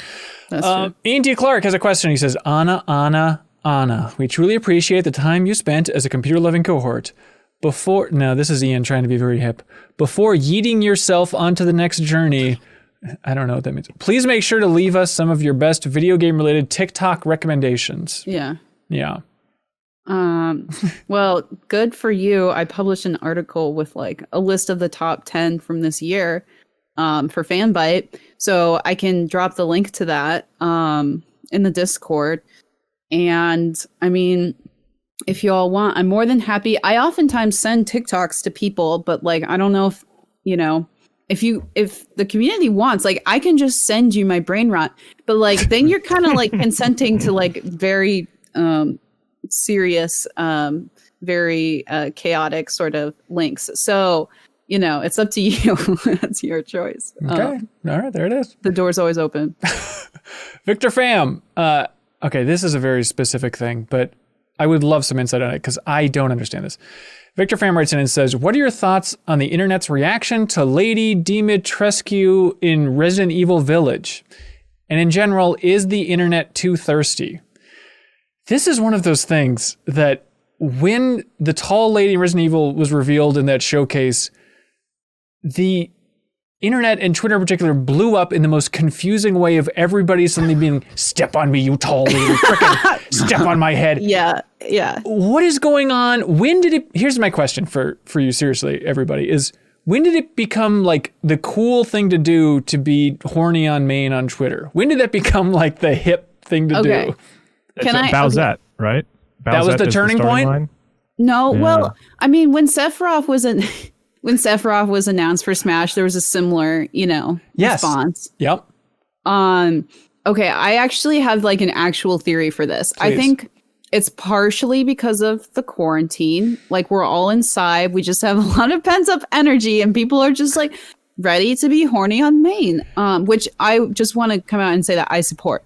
But to be clear, just to be clear, but I also think too, like, I don't know if this is true, but like, I think like games communities are just like becoming more inclusive, and like there are different ways to sort of like interact with fan content, and like thirsting has long been a part of like other fan communities, and so like I just think that part is reaching games now, and like we just have more new kinds of fans, and that, I feel like it's a newer crop of fans, and I'm not trying to shame them.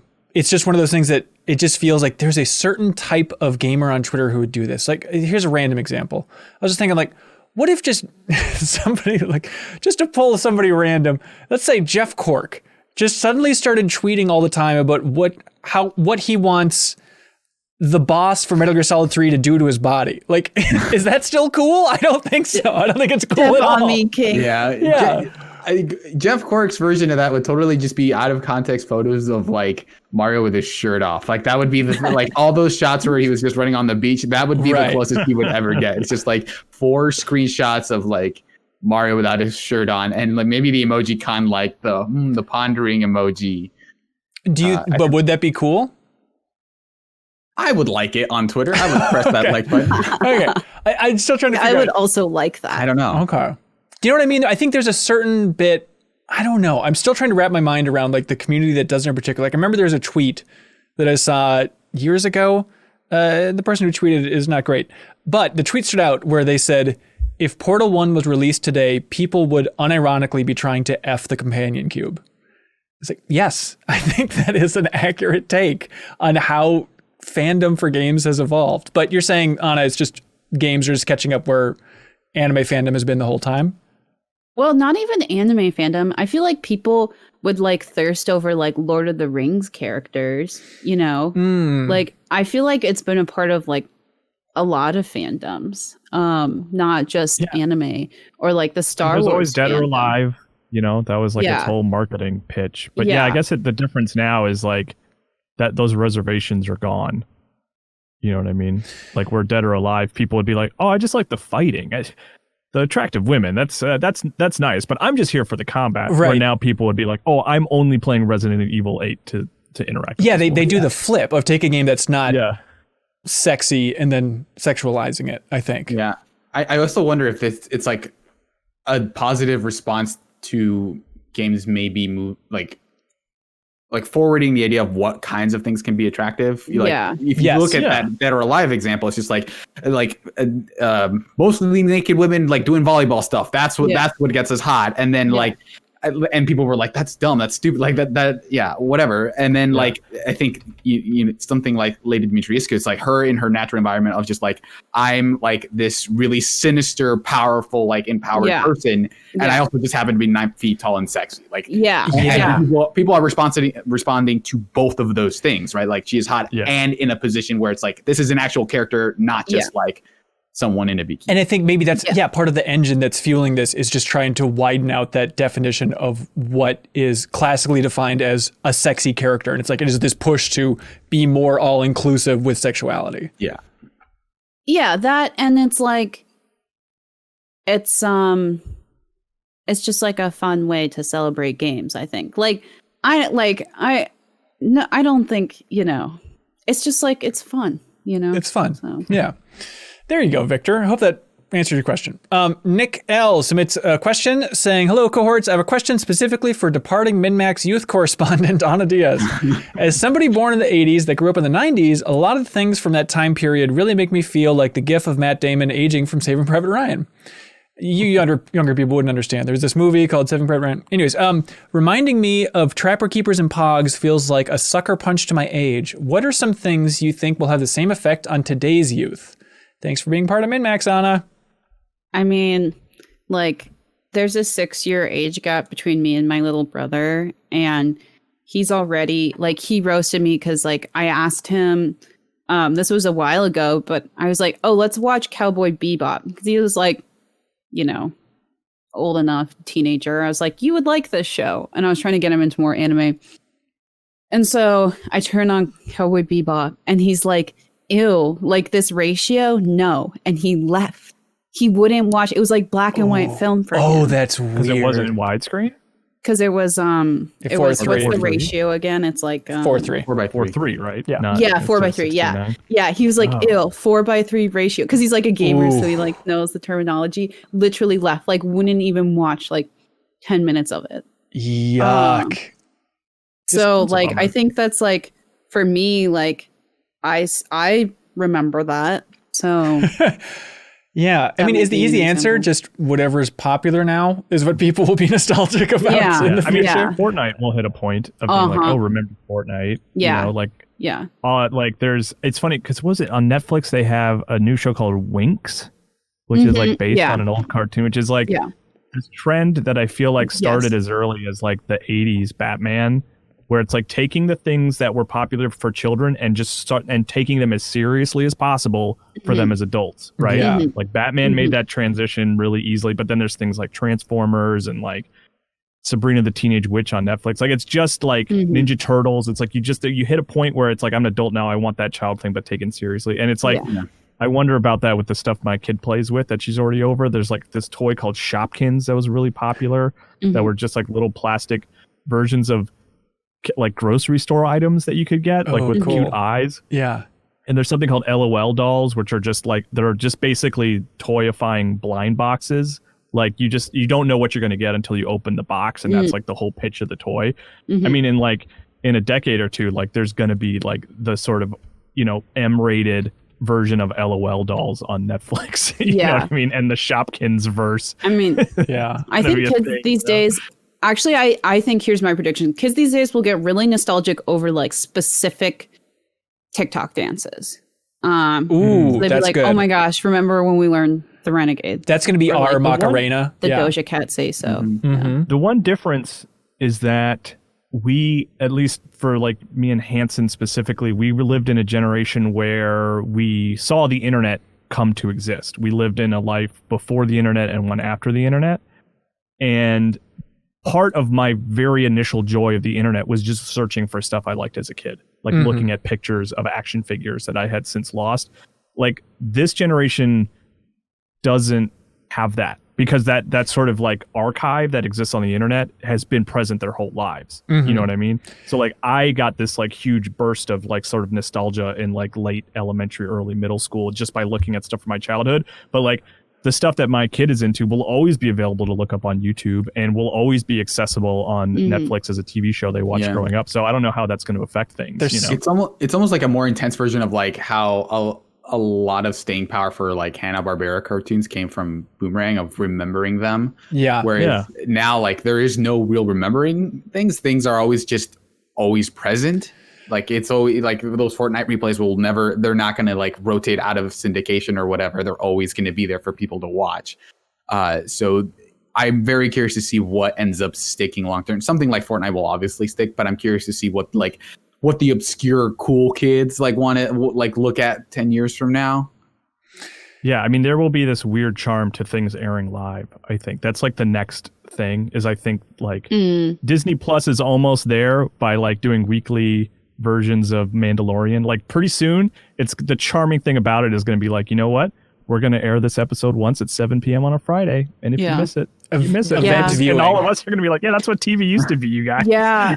No, that's a good point. No, and I feel like already I feel kind of nostalgic for like commercial breaks. And I don't want to go back to them.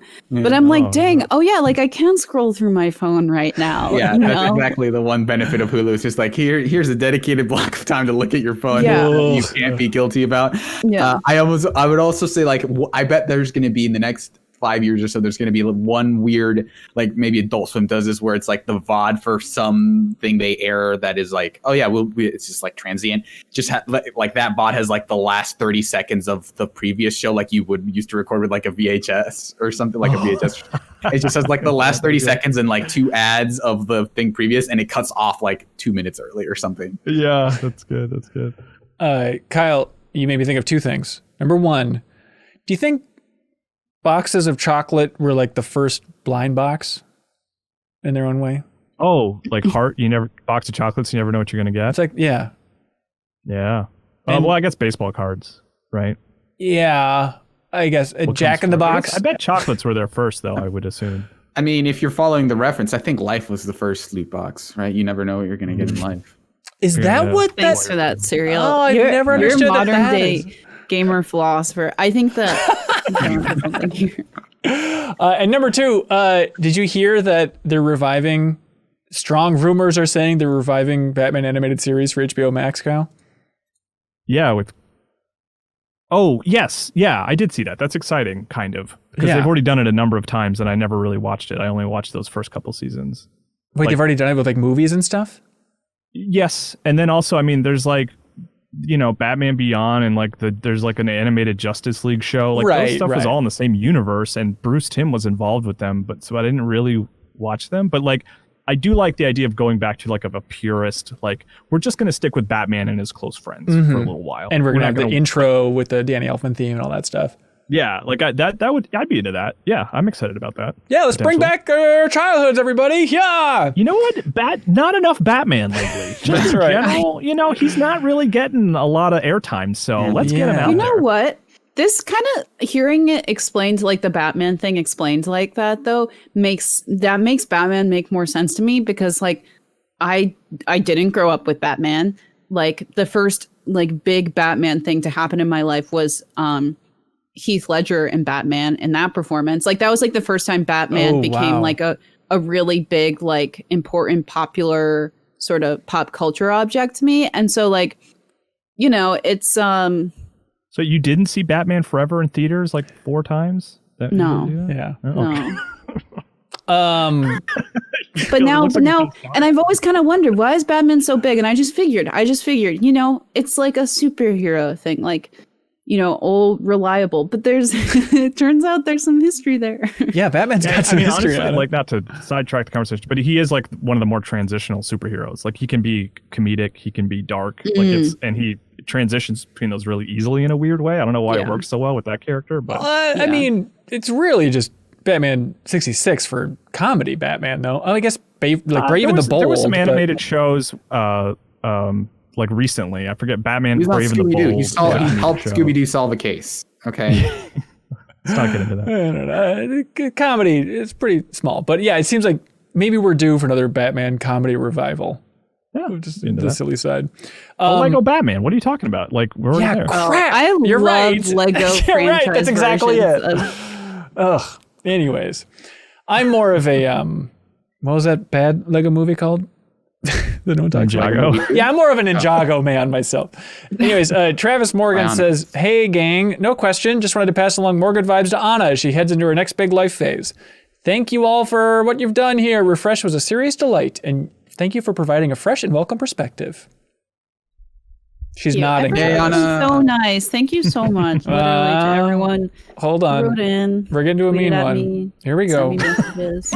To a mean one. Lewis Kane. What? Do Lewis a mean Kane one? is Yes, ready to go. please. Here goes Lewis. He's unpacking a big box of hate. He says, "Anna, good luck to whatever's next. I'm sure it'll be great."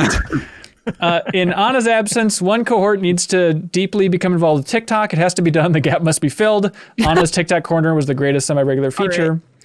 This is All right. All right.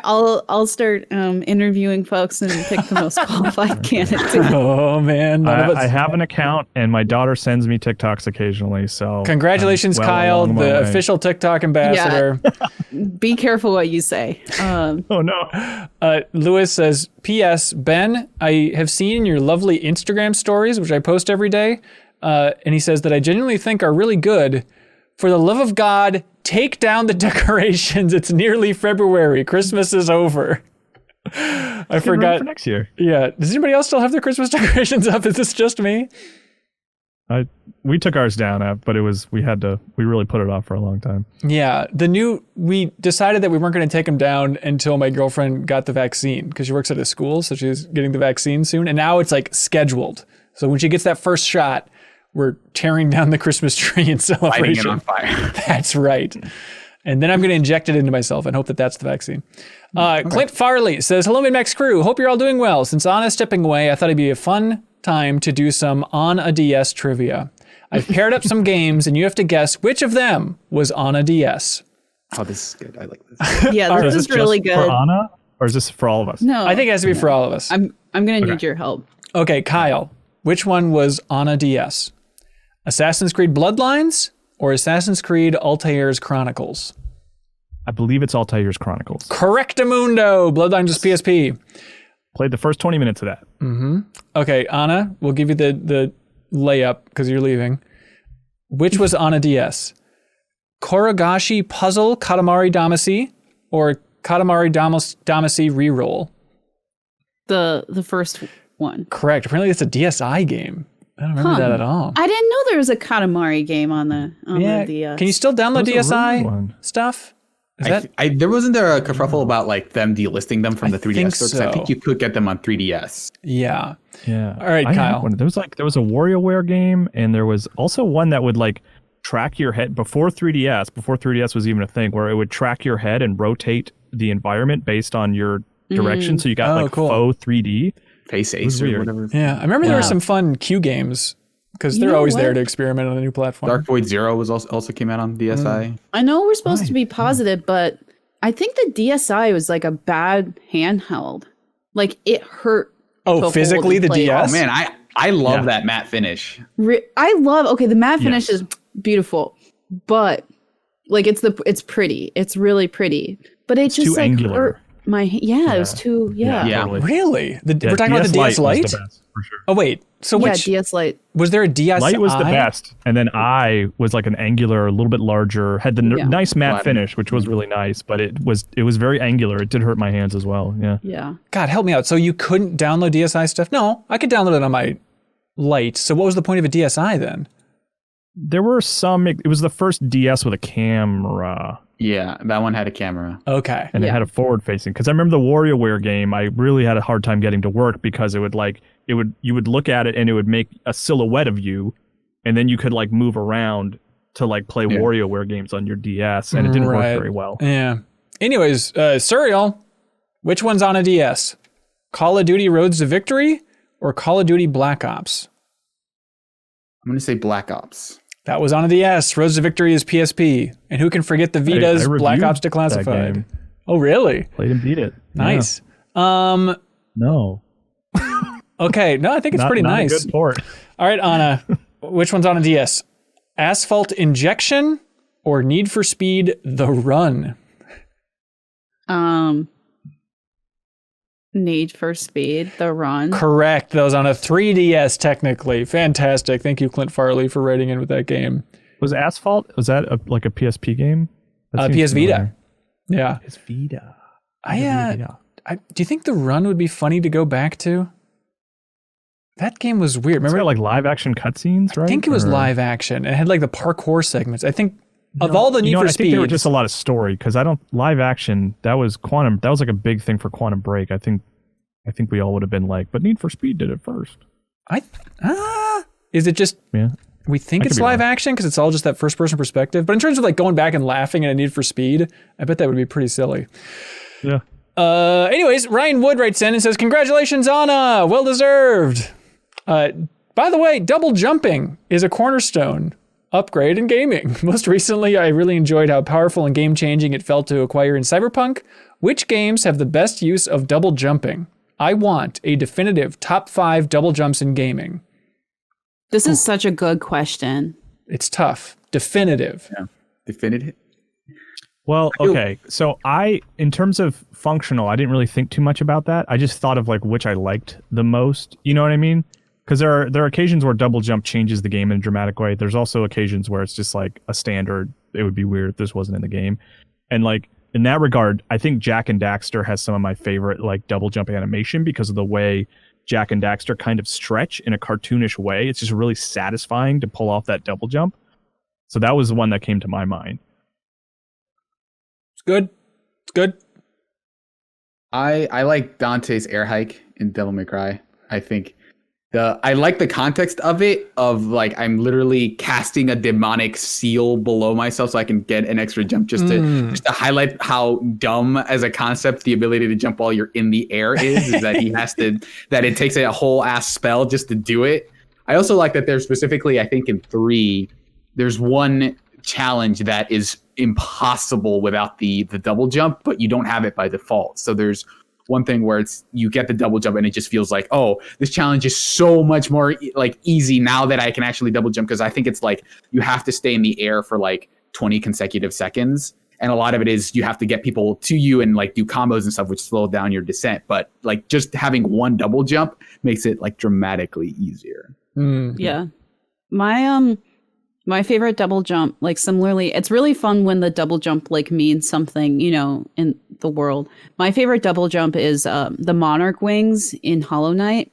Because, you know, obviously it's a Metroidvania, so it unlocks more spaces, but it's just like, so you literally feel like you're being like so much more lifted up, like after unlocking that. Like there's almost like it hits you emotionally, not emotionally. It's hard to explain. It's just really satisfying. Yeah, I get it.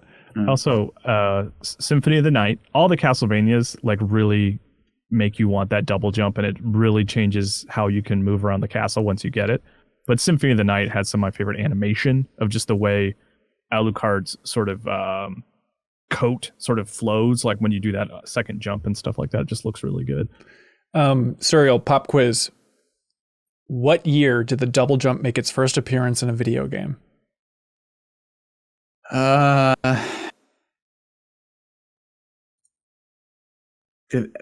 don't know. I imagine there's probably like some Atari game where you could do something like a double jump. Need a year, Serial. For the love of God, I need a year.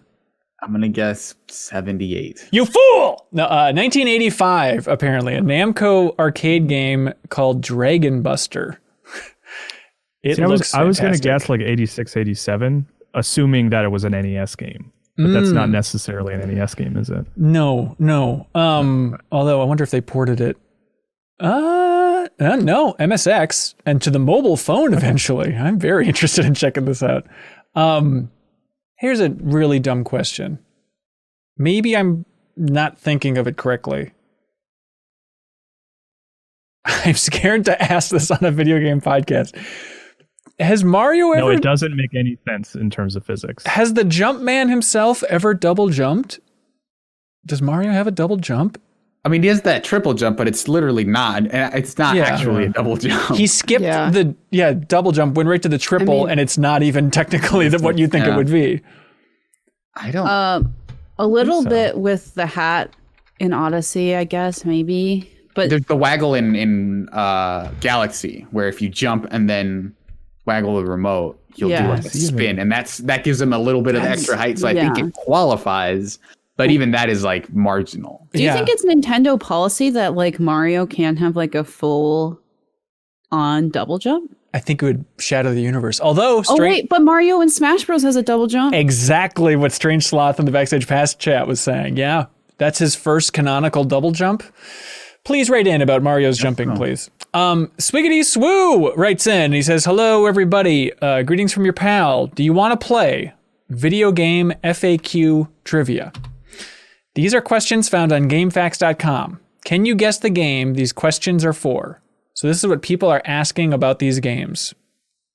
So buzz in with your name when you think you know what the game is that people are trying to ask questions about. Number 1. Ooh, he gives hints. I don't know about these hints. Let's not do the Maybe hints. save them. Yeah, okay. Like, do so the hints if we need them. Yes, okay. Number 1. Will it ever stop raining? Breath of the Wild. The Wild. Correct. The answer, the winner is Breath of the Wild, Diaz herself. Killing it. Buzzing with your name. Okay. Wait, so I just say Anna? Is that what you're saying? Yeah. I don't know. I guess. It doesn't really matter too much, but sure. What is this game? Oh my God. What is this game? That's what they're asking? No one's ever going to get this. Okay, hang on. Okay, now let's go. Okay. Killer. Here we Kyle. go. There we go. Asgard DLC characters won't unlock. Asgard? Yep. Like ASG Asgard ARD? is Rogue in this game. X-Men Legends 2? Correct. What are all the locations of the Spider-Men? Kyle. Spider-Man Shattered Universe? Incorrect. Is Deadpool making cameos? That's probably a FAQ post on every game, actually. Except for the Deadpool game. Right. Helicarrier doors? I know which one it is, but I can't guess. Where to find Stan Lee? Here it is on a silver platter straight from hell. Wait, I'm still going? It's still me? It's not all of us at one time? Well, Serial and I guessed. Yeah, so We get one guess. Anna, if you don't get this, I don't have any idea. well, here we go. The last hint. All gold bricks? Question mark. Oh, okay. I don't know the game. Okay, all right. No shame. Serial, do you know it? Marvel Ultimate Alliance? No, bricks, y'all. Bricks, It's y'all. like Lego Marvel. Lego Marvel superheroes. There we go. Okay. If you shine your badges, will it be a better chance to catch a Okay. I mean, I know the genre or the franchise. Diamond and Pearl. Oh, way to go, Anna. Diamond and Pearl. Very impressive. Very impressive. Killing it. But you didn't say your name, so... Sorry. I'm sorry, does not count. Thank you to Swiggity Swoo for submitting that game. Do you all want to talk about GameStop? Oh my You god. know, honestly, I don't have much to say because it's so Yeah. confusing and weird. Yeah, it's really confusing. You know? Yeah, I've been trying to follow the coverage and I don't really know what's going on. And also, it seems like it's impacting, like now people are just like, meme stock market. And so I feel like I have to like dig in and like really educate myself. Yeah, I mean, I've read a lot of articles about it. I literally just rewatched The Big Short like a week ago, and it's so weird for now shorting to be in the news in a big way with GameStop. For the high level stuff, what happened is a lot of investment firms were shorting GameStop, meaning they were betting that GameStop was going to continue to not do well in the stock market. And then a subreddit said, actually, it'd be funny to make those investment firms lose money. So let's rally the stock to go up. And it has snowballed now to the point where Elon Musk has tweeted about, meme stock, whatever the hell, however he phrased it. So now the Biden administration has publicly said they're keeping an eye on GameStop now. Are you serious? Yep. Yeah. I think that happened between you guys started recording and me joining you guys. Yeah. From what I understand, though, there's not a whole ton people can, because like I think people have been calling for the SEC to like hold a freeze on GameStop stock, but I don't know that that's ever been like, okay, now it's like I don't think that ever solves a problem so much as it stems bleeding. And so it's a weird duality where. So, anyways, the point is, it went from $4 for a share, now it's up to 307, maybe at the time of this recording. It's never been that high. It's like twice as high as GameStop stock has ever been. There's a part of me that loves it. Not a fan of GameStop as a company, but there's a part of me that loves it just because it's sticking it to the man. It's something weird. It's making these investment firms lose money, and it's proving that, Wall Street's been gamifying it's all money for years and years, but now it's like, oh no, this is the wrong type of gamifying the stocks because this is coming from the internet, so it's different from what we've built our entire industry on. So I love that. Then you actually also, dig into the Reddit, and the Reddit can kind of suck. But the subreddit, the Wall Street Bets subreddit, where all this is stemming from, there's a lot of people just posting screenshots of their like Robinhood stock trading app where they're making all this money. And it's really heartwarming because they're like, I was able to pay off all these medical bills. I was able to pay off all this like student loan stuff by like sort of participating in this sort of interesting farce, so it's like it's been heartwarming in a weird way, So is that how this is going to work? Is we're all going to go on Reddit and then pick something to invest in and then pay off all of our student loans? Yep. That's basically what's been happening. I think people have been, because I think I saw this morning that they picked basically AMC, the theater chain, as their next one. But I think there's been some collateral investment in AMC, the TV company, like the TV network. So both of those stocks have actually increased in value. I think like AMC Theaters was at $5 a couple days ago, and then now it's at like $30. So it turns out like money is fake, and we could just at any point we could just reallot this money. We just have been obfuscating how it works, Yeah. So it's endlessly fascinating. It's bizarre. Just who would have thought that in 2021 there would be a New York Times headline that said, "Can anything stop GameStop?" It's like, what the hell is happening? So in that article, it's maybe just a summary of what we've been talking about, but in this New York Times article, they say, in any case, this is an enforcement nightmare, the Duke Law professor James Cox told Bloomberg. Officials at the SEC and elsewhere are closely watching internet chat rooms for signs of potential market manipulation, though they can do only so much without clear signs of fraud.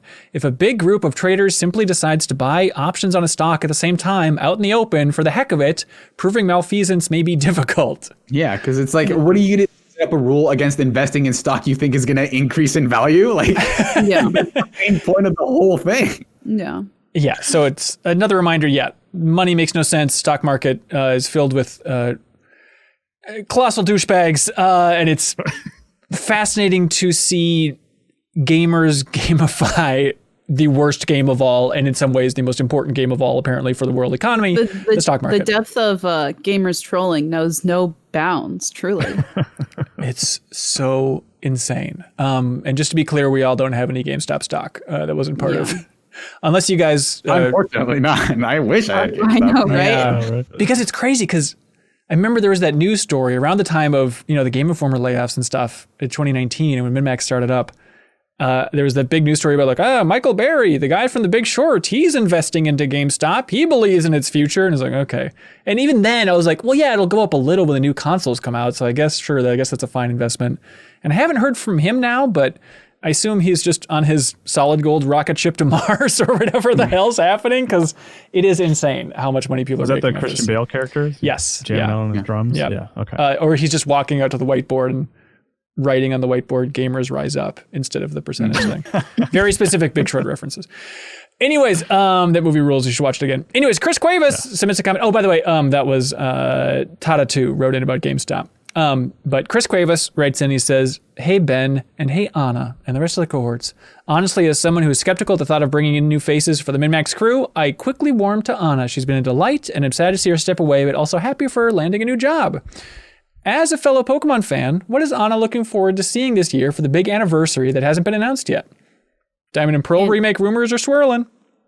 I'm already excited for Pokemon Snap. Like, that's nice to have like a date to look forward to. Mm-hmm. Honestly, I'm more than like Diamond and Pearl remake. Because you know what? Okay, there's like a lot of drama over the Diamond and Pearl remake because a sort of group of players who are slightly younger than me, that was like their Pokemon game. And so like they want to feel seen and like they're really rambunctious online. But I'm more excited for just like really cute toys. Like I just love like cute little plushies and cute, you know, like I feel like unfortunately a lot of like Pokemon's best sort of products are like limited sort of, you know, time things. So I'm looking forward maybe to building my Pikachu plushie collection. Oh, finally you can touch a Pikachu plushie. Just imagine what that's like. Yeah, that's what I'm gonna do first thing post quarantine. Smart. And just imagine, I'm waiting for you to swivel your camera and reveal like 14 other stuffed Pikachus in your room. I'm sure they're everywhere. If you went like this, you know you could touch one, right? Anna, that behind you. There it is. Kind of further Fortune's over. Doreen Claire writes in and says, question for Anna and those other people who are associated with Anna. What are Anna's best qualities? Let's give her some kind words before she's on her way. You don't have to answer this, Anna.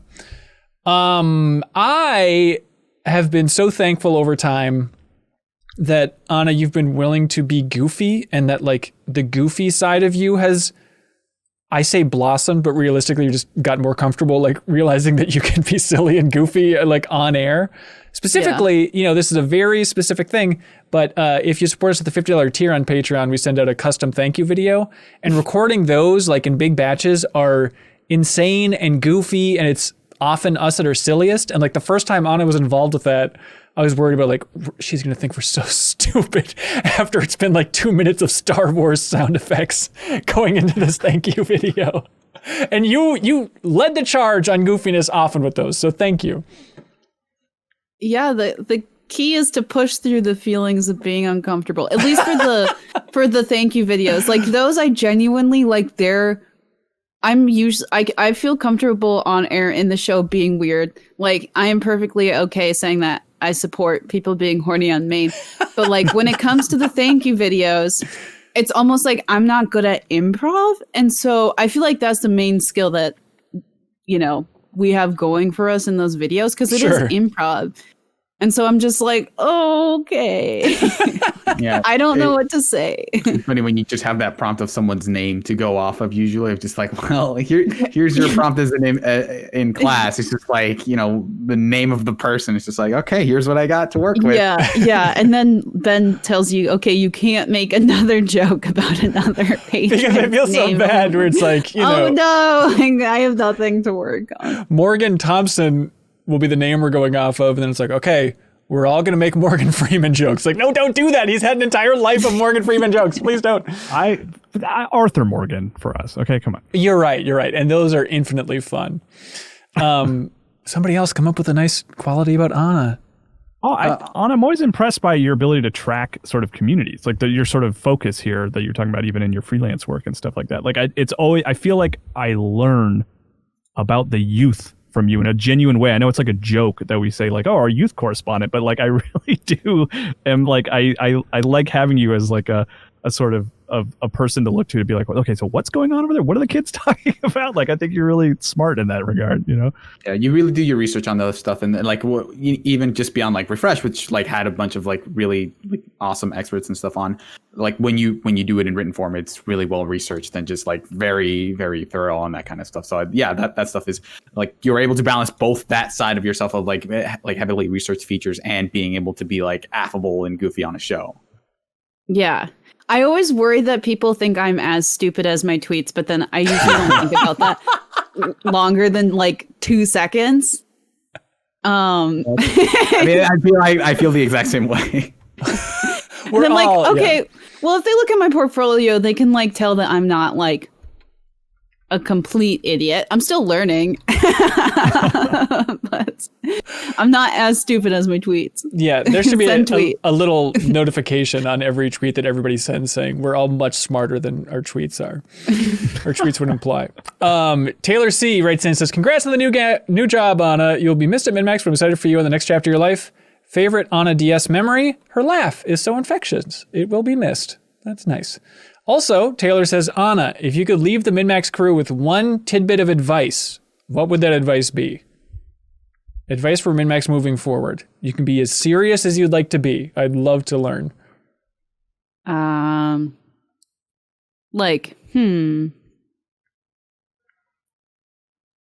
As serious as I'd like to be. I mean, like, I feel like this is like what I try to do with my voice on the show, right? But it's just like being open to game communities that aren't, try to be open to game communities that aren't ours, right? Yeah. Or that we're not necessarily a part of. Like the Among Us game community, right? That they're just like, there are other people who are playing games. And you all know this, you know, but like, I think that like a lot of games media sort of skews towards like console type stuff, but there's like a lot that's out there and it's really exciting and it's really cool. So yeah, that's good advice. Yeah, even beyond communities. I remember years ago on a podcast, I was like making fun of Barbie games, just cool guy stuff. And then like so many people wrote in, they're like, F you. Like, do you know how important those Barbie games were to me? Like, that was the first game I played. That is a lot of people's Super Mario World equivalent, you know, and just, it's dumb. Those are games for little girls. And it's like, no, it doesn't matter. It's like these games are really important to different people. Yeah.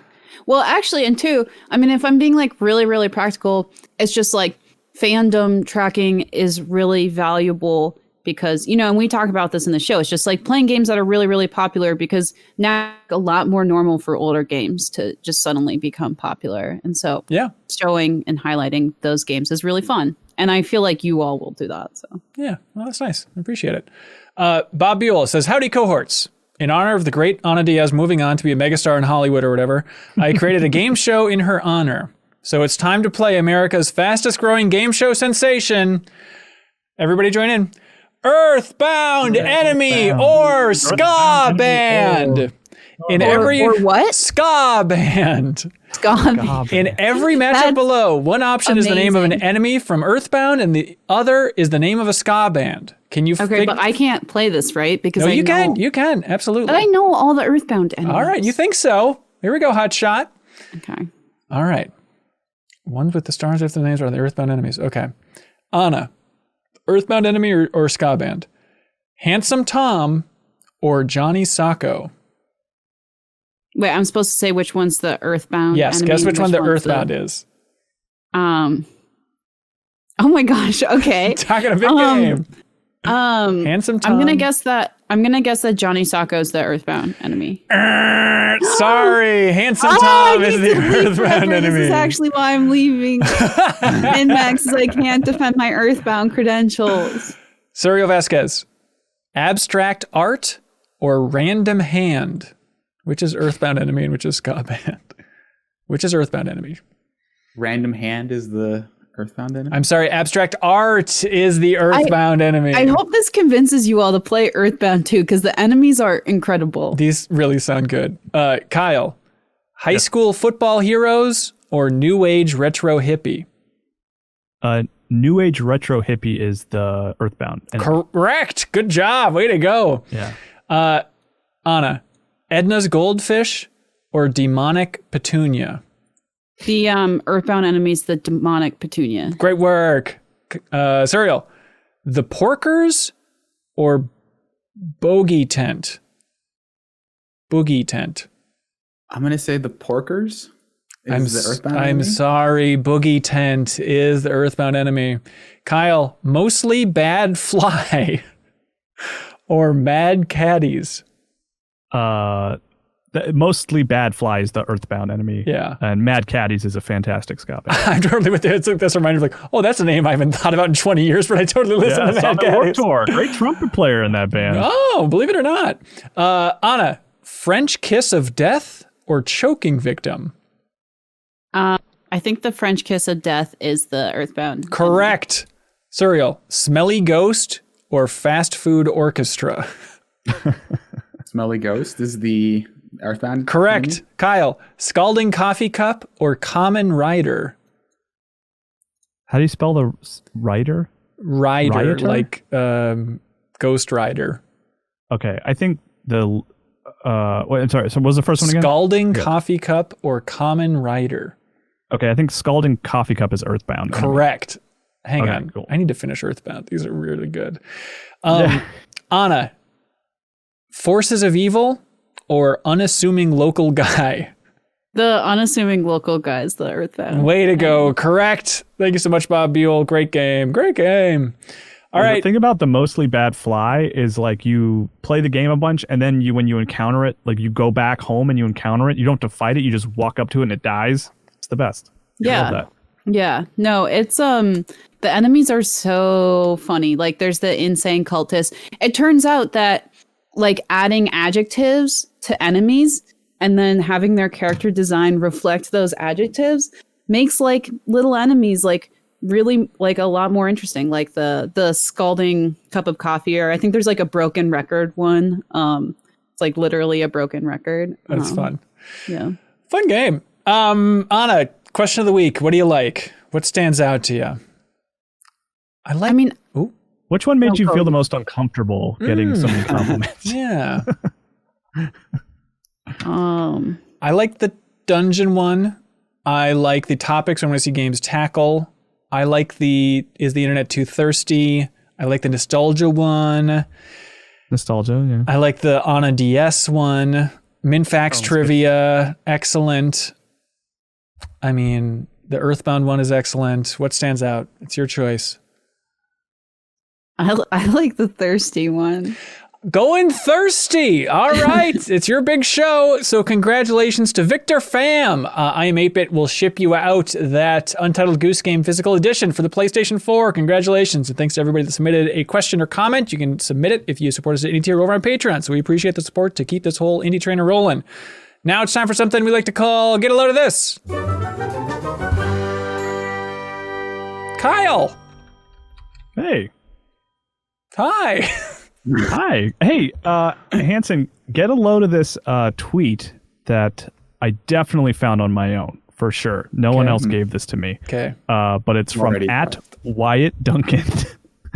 And please complimented me on how good I was at finding this tweet on my own. So Wyatt Duncan tweeted, more than 10 years ago, the Hollywood Wax Museum held an online auction and sold off hundreds of life-sized wax figures. These figures were auctioned for thousands and thousands of dollars.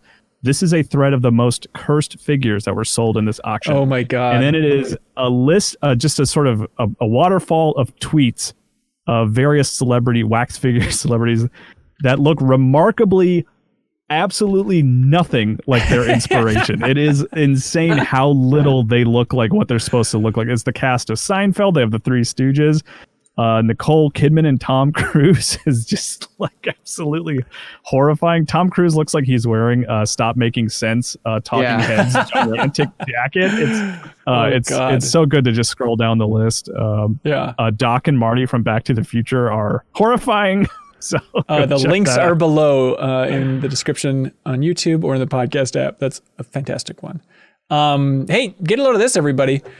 It's a tweet from Minovsky, and he says, a boss theme from the PlayStation 1 RPG Xenogears always stood out for using a voice sample that had for many years gone unidentified.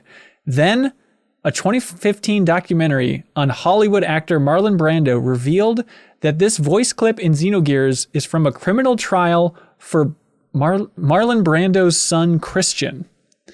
Here is that clip.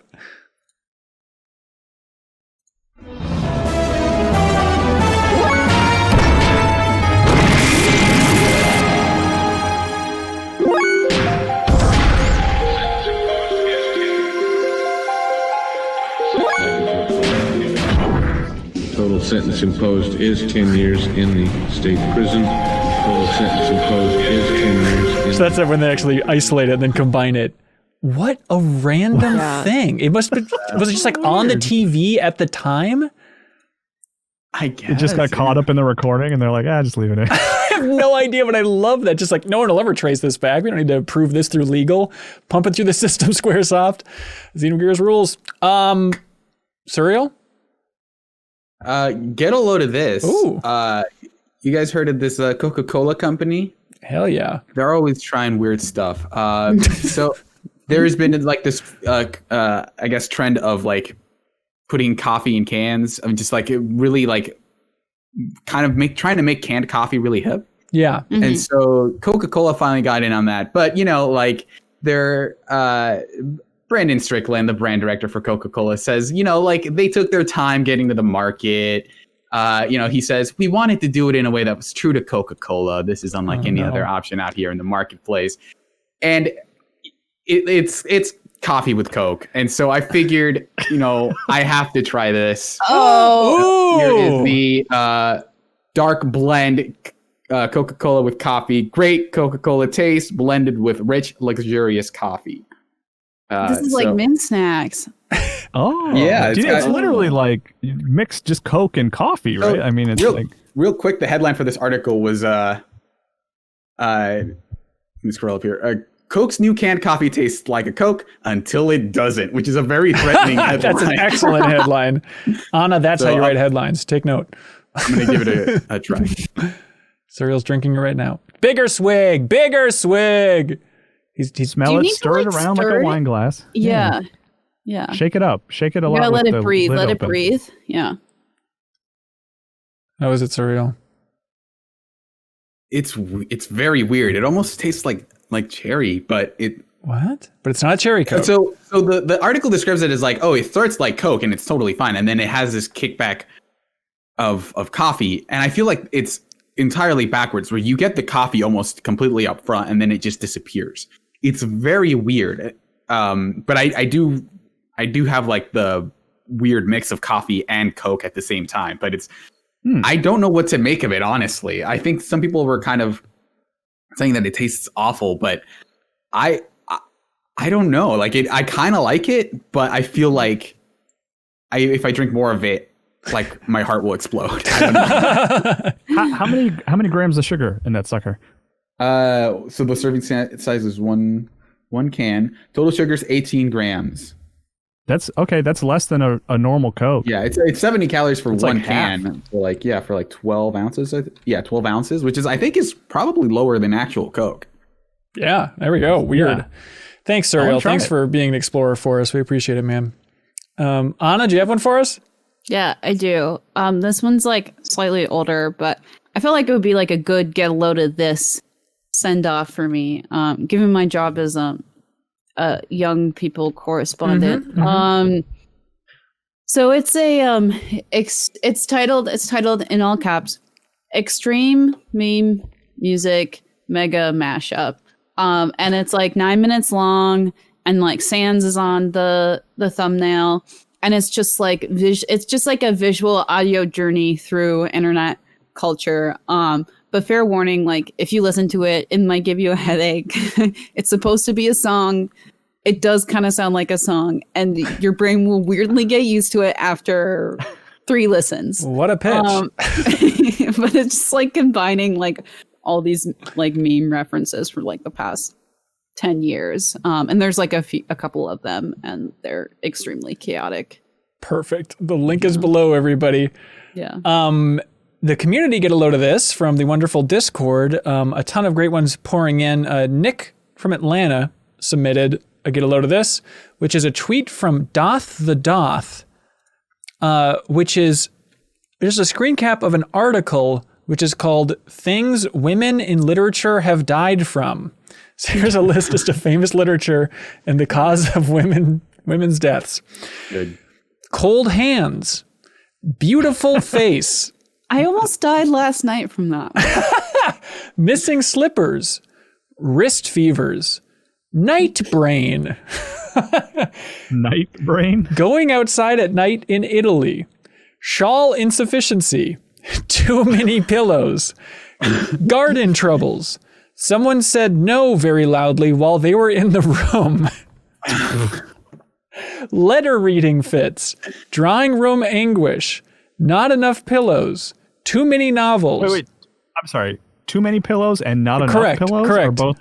Okay. Just Pony making sure. exhaustion. These are different books, It's Kyle. a Goldilocks. Come on. Yeah. Strolling congestion. Sherry served too cold.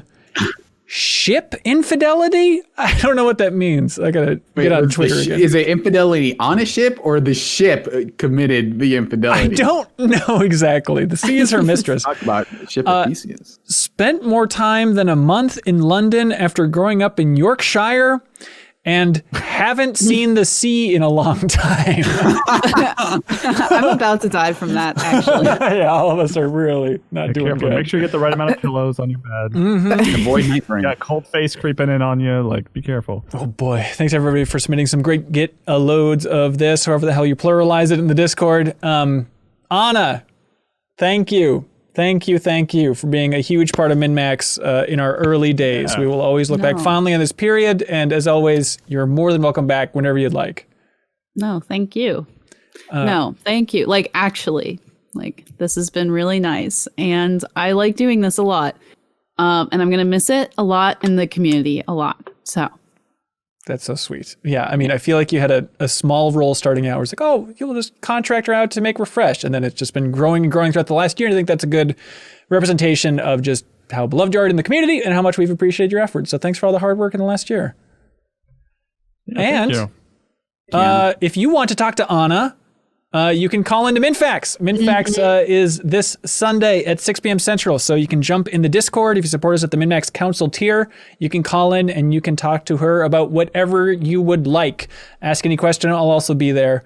If you want to talk to me, I guess, whatever. It's chopped liver, I understand. But yeah, it'll be a nice send off for Anna there in that episode. So please look forward to that. Anna, would you like to thank our $50 supporters as your final closing act here on the MinnMax show? Yeah. Oh, would I? Would I? Please. All right.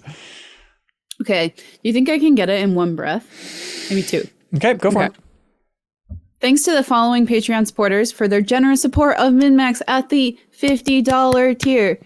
Kris, BeatenDownBrian, I am 8-Bit, Pretty Good Printing, Jawarhello, Mirko Arico-Torreno, Zachary Pligge, Mark Seliga, Bucket of Jello, Andrew Vala, Ludwig Roque, Jesse Vitelli, SuperSeriousSam, Thomas Hoster, Yarrow, SpiralInYourEyes, Clint Farley, Richard Smuts, Clayton Myers, Spider Dan, Preetham Yarlagadda, Starkiller, Zach Einck, SlyckNic, and Steve Bamdad. Perfect. Thank you so much, Anna. Best of luck. Stay in touch. Thank you. Be good. Have fun. Let's go.